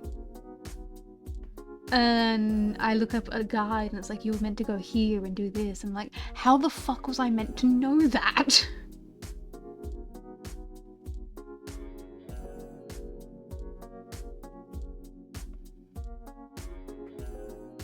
I mean, yeah, I'm not interested in playing Hollow Knight. Like, I'm not interested in exploring things and figuring it out. I want to be told where to go and I want exploration to be my choice. What do I do during survival games? I need you to give me an example, because I don't really play survival games. Closest I could tell you, Bending in the Ink Machine. Probably the closest to a survival game I've ever played. But if we're talking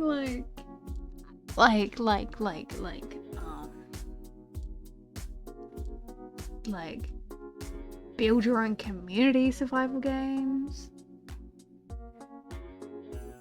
like if we're talking Minecraft, no. Well, Stardew Valley does tell me what to do, right? It gives me quests, and it gives you the quest as a guideline. Stardew Valley gives me quests as a guideline to get me started, and then my end goal is make more money, right? And then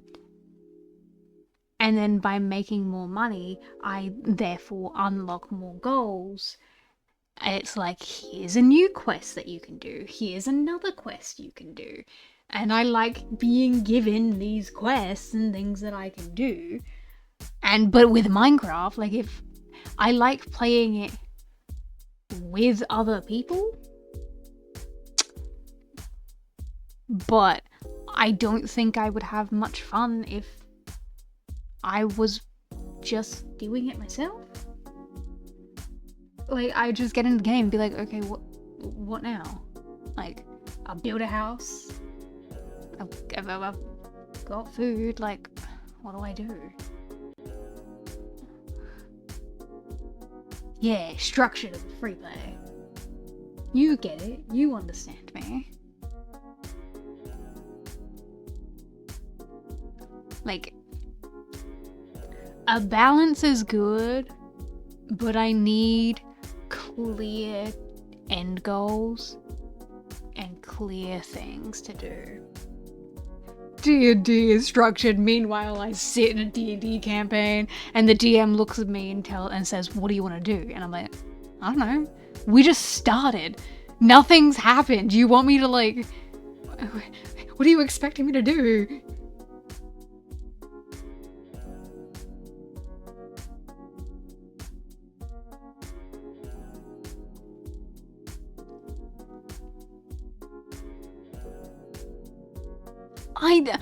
I don't like freedom to do anything. I hate that shit. I think that's the most overwhelming thing ever. And also the issue is with D&D in particular is that I have my character and then I don't know what they want and I don't know who they really are or why they're here. So I'm just like, I don't know. Game's open-ended, the kind where I never need to do the main quest. I don't know. I like being given goals. Do I make a character's backstory? No. But also, no one else I know makes character backstories.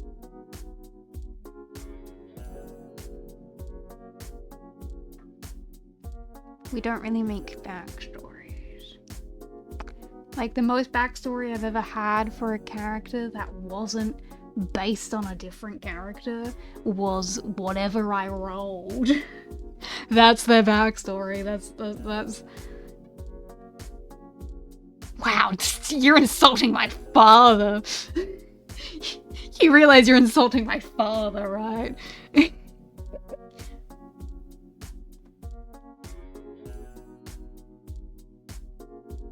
I mean, it's fine. My mother and my father have their specific way that they play D&D that they enjoy, where you're not allowed to play evil characters, and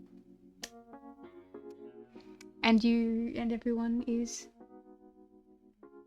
a good guy and they save the world, and that's okay.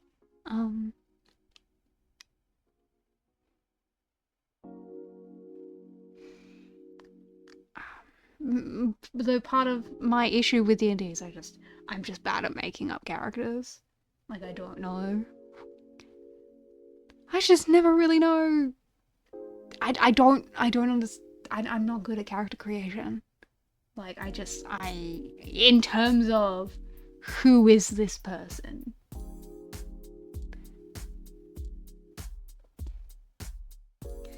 I don't know. I've never played a morally balanced character, so I don't know if that's acceptable. You have to, if you want to be neutral, you have to be neutral good, I think. I don't know if they're basically, you're not allowed to, your character's not allowed to be an arsehole. They don't like playing with arseholes.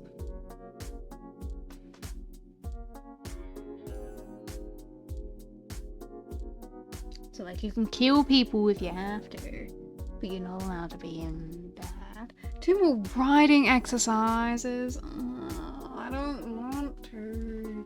I don't want to make up people.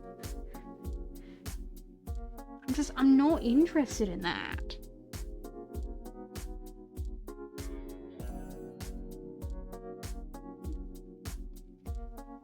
You did it with your stream person? What do you... Well, Valentine's was cool. Well, yeah. But like, that's not really like a role play.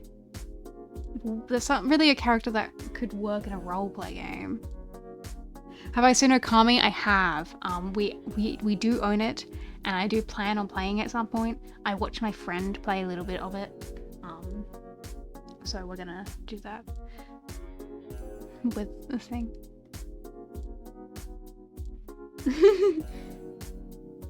But yeah, my stream character, like,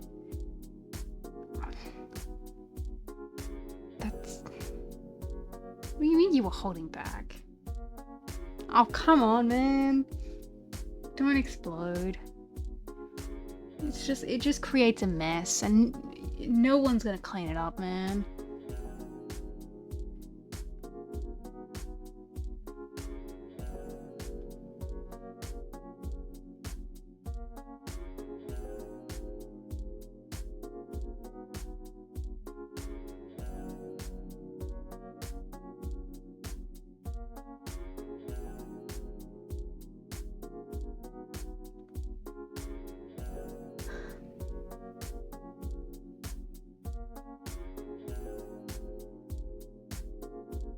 What do you mean you're irked? Ugh. It's okay.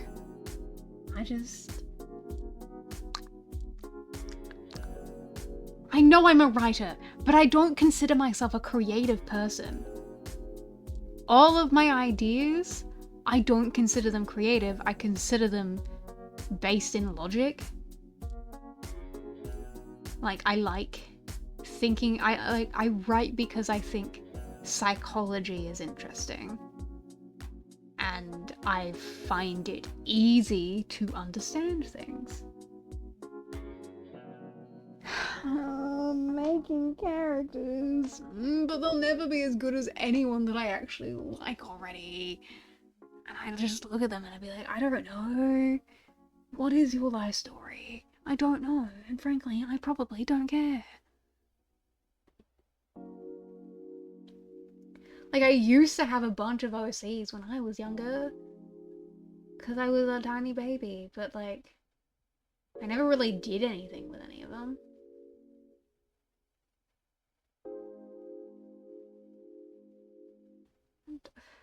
Like, I prefer analyzing people rather than making up things. I don't find creativity fun. I don't like making things.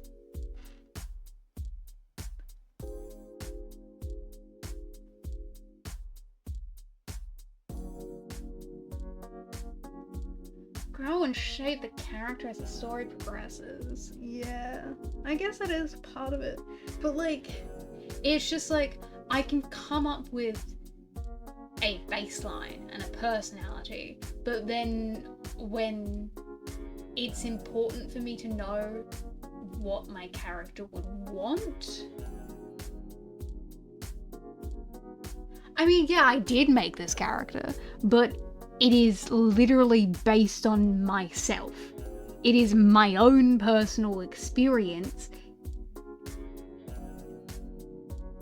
That's all it is. I know. I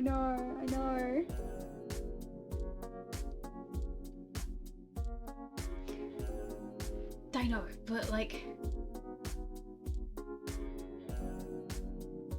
cause like, one time when we were role-playing, like, I had my character, and like, I was like asked, well, what does your character want, right? Cause I think the point of it was like, it was a mirror that could give you anything that you wanted, like show you anything that you wanted, but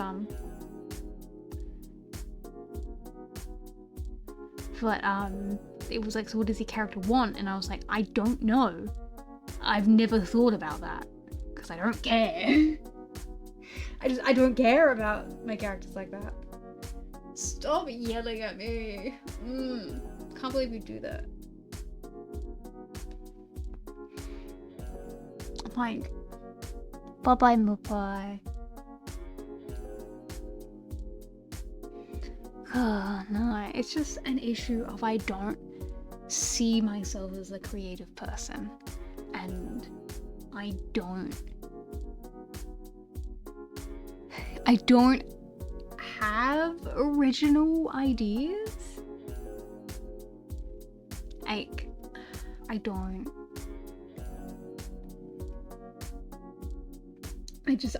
have stories I want to tell. I write things because I think people should do them. What is on sale? I don't even know how. I'd read that out, but I don't know how to pronounce it. Is that the thing that I have on my wish list? No. What is this?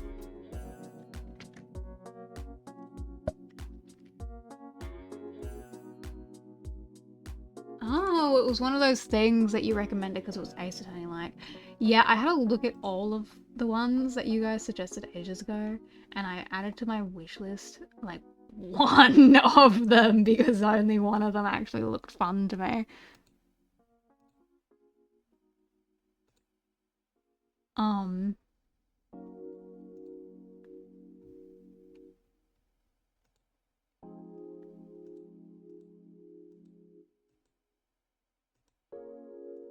Yeah. Characters are pretty and stuff, but maybe.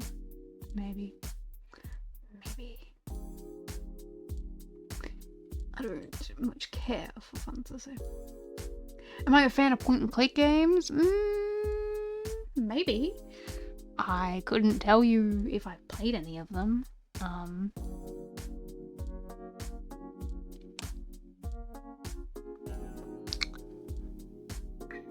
Have I ever played a point and click game? Like I've watched my brother play them. Frambo, I have watched a playthrough of that.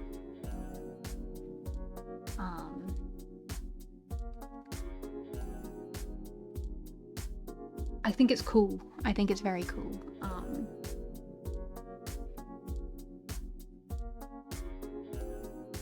I'm not sure if I want to play it myself, to be honest, but it is like cool and interesting. And if other people like it, then they should totally play it because I do like that, and I like Little Misfortune. I thought that game was interesting.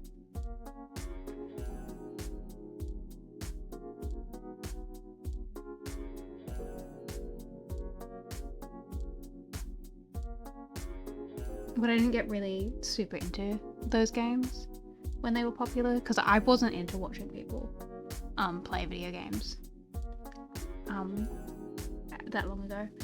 It's actually a rather new development in my life. Like around high school is when I started doing that. I didn't care about it earlier than that.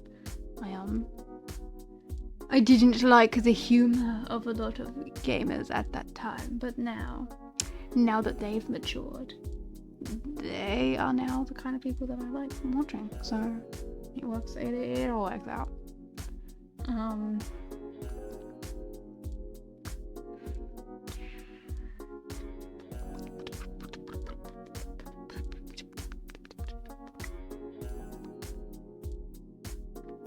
We should play Papa's Freezeria, because that was my favourite one when I was 12.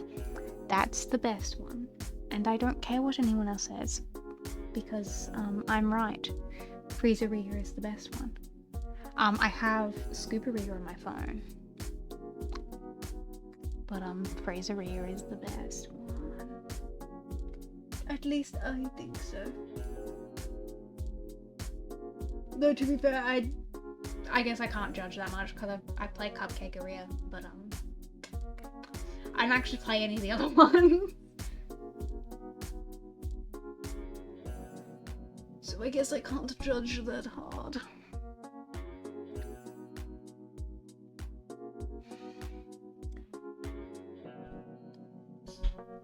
Man, I was gonna end stream an hour ago. And then I didn't. I kept talking. But that's good. That's good. That's good. 4 hours. Not bad. Not bad. We're on time. We're average. I need water. Oh my god. Ugh. I should probably make myself a salad when I'm done.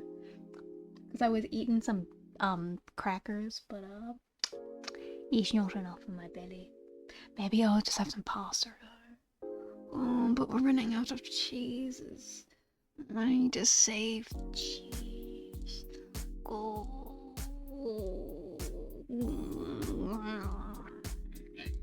but I know I want pasta now that I'm thinking about it. Think of games to recommend? No, honestly, it's totally okay.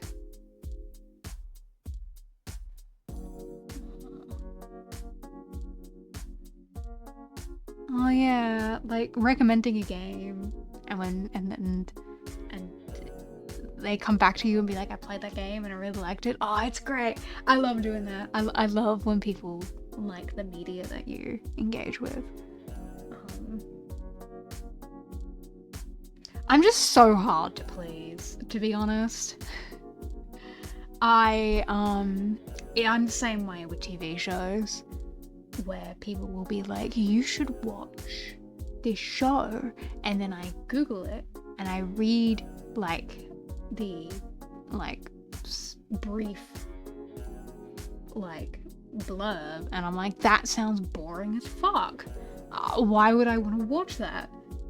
But it's not until like someone sits me down and we watch it together that I go, okay, this show's actually kind of interesting.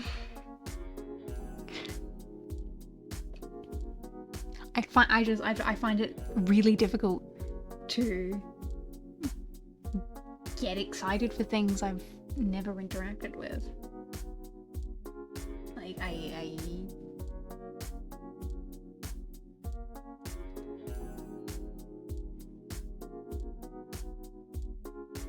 unless, of course, it's a rom-com or a visual novel or like a simple game. Simple I'm easy to please about. Simple is easy for me to like get into. It's why I started playing Moonstone Island, because we had it in our family library, and I read the game page and I was like, that sounds fun. I like deck builders and I like farming, so let's do that.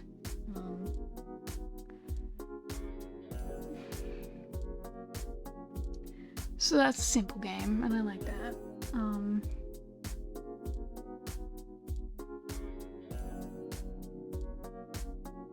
Yeah, no, I think the kinds of games that you play are open-ended, action-heavy. I don't mind action-heavy. I don't mind RPGs at all. I like a good storyline and stuff.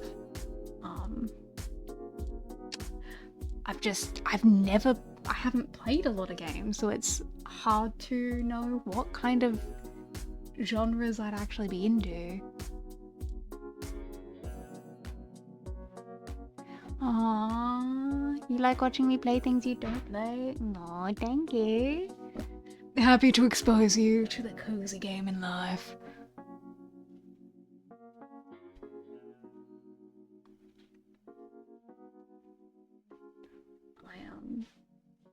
No, I'm very...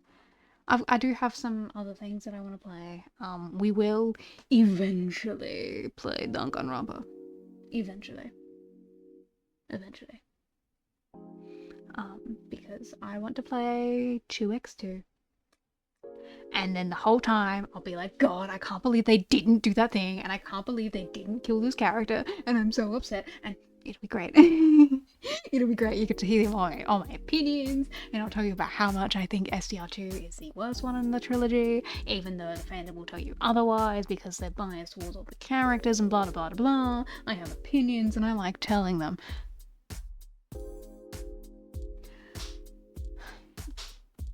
I'm not going to like games like Dark Tide. Couldn't tell you. Never heard of it. Oh, no, absolutely not. Absolutely fucking not. That does not look like my kind of game at all.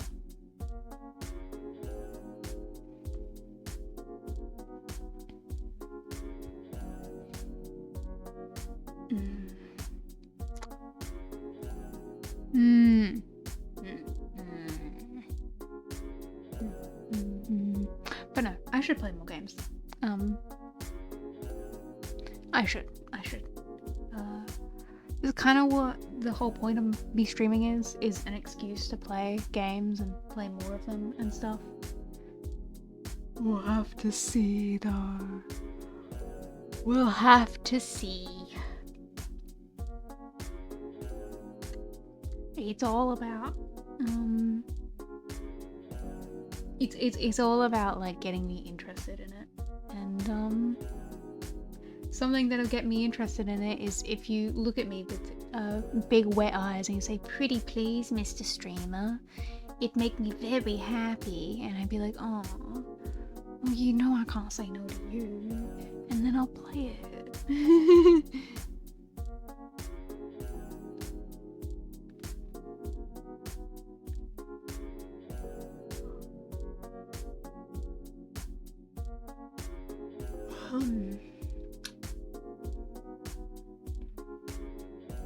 Anyway, you guys should listen to the cover I released today because it's cool and you like me and you think that I'm super duper impressive and you want to engage with the things I like.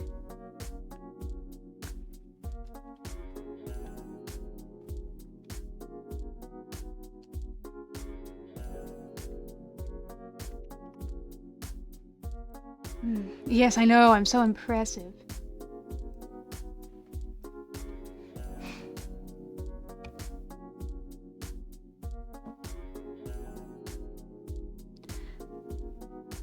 But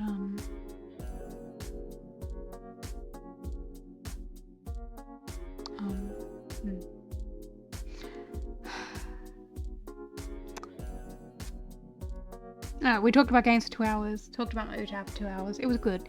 This was good. This was a good stream. I will probably stream Friday. Unless I suddenly fall very ill and then you will all have to make me soup and kiss my forehead because I am ill.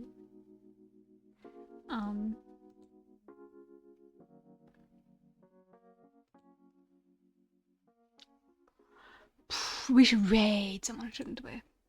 Shouldn't we? No sick. Hopefully not. I don't want to be sick. So hopefully we won't be sick. And then everything will be fine.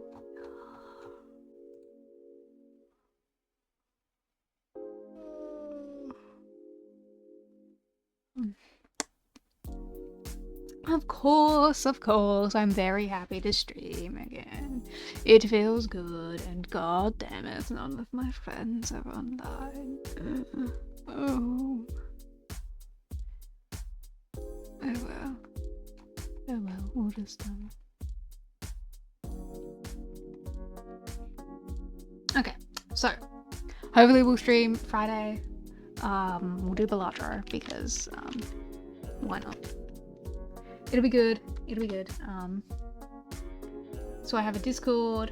I post my covers every Friday, except for today because today's special event goes into the cover. Pretty please because you love me. Again, if you were actually interested in any of the UTAU stuff that I talked about, I have my resources. And you should check those out.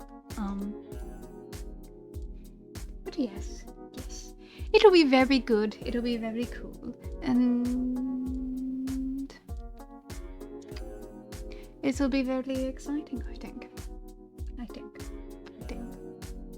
Anyway, I'm probably gonna have some lunch now. I should eat. Eating's good for me. Nom nom nom. Okay, chat. Bye-bye. Bye-bye. You can punch me in the face if I forget to stream. I love you guys. Mwah.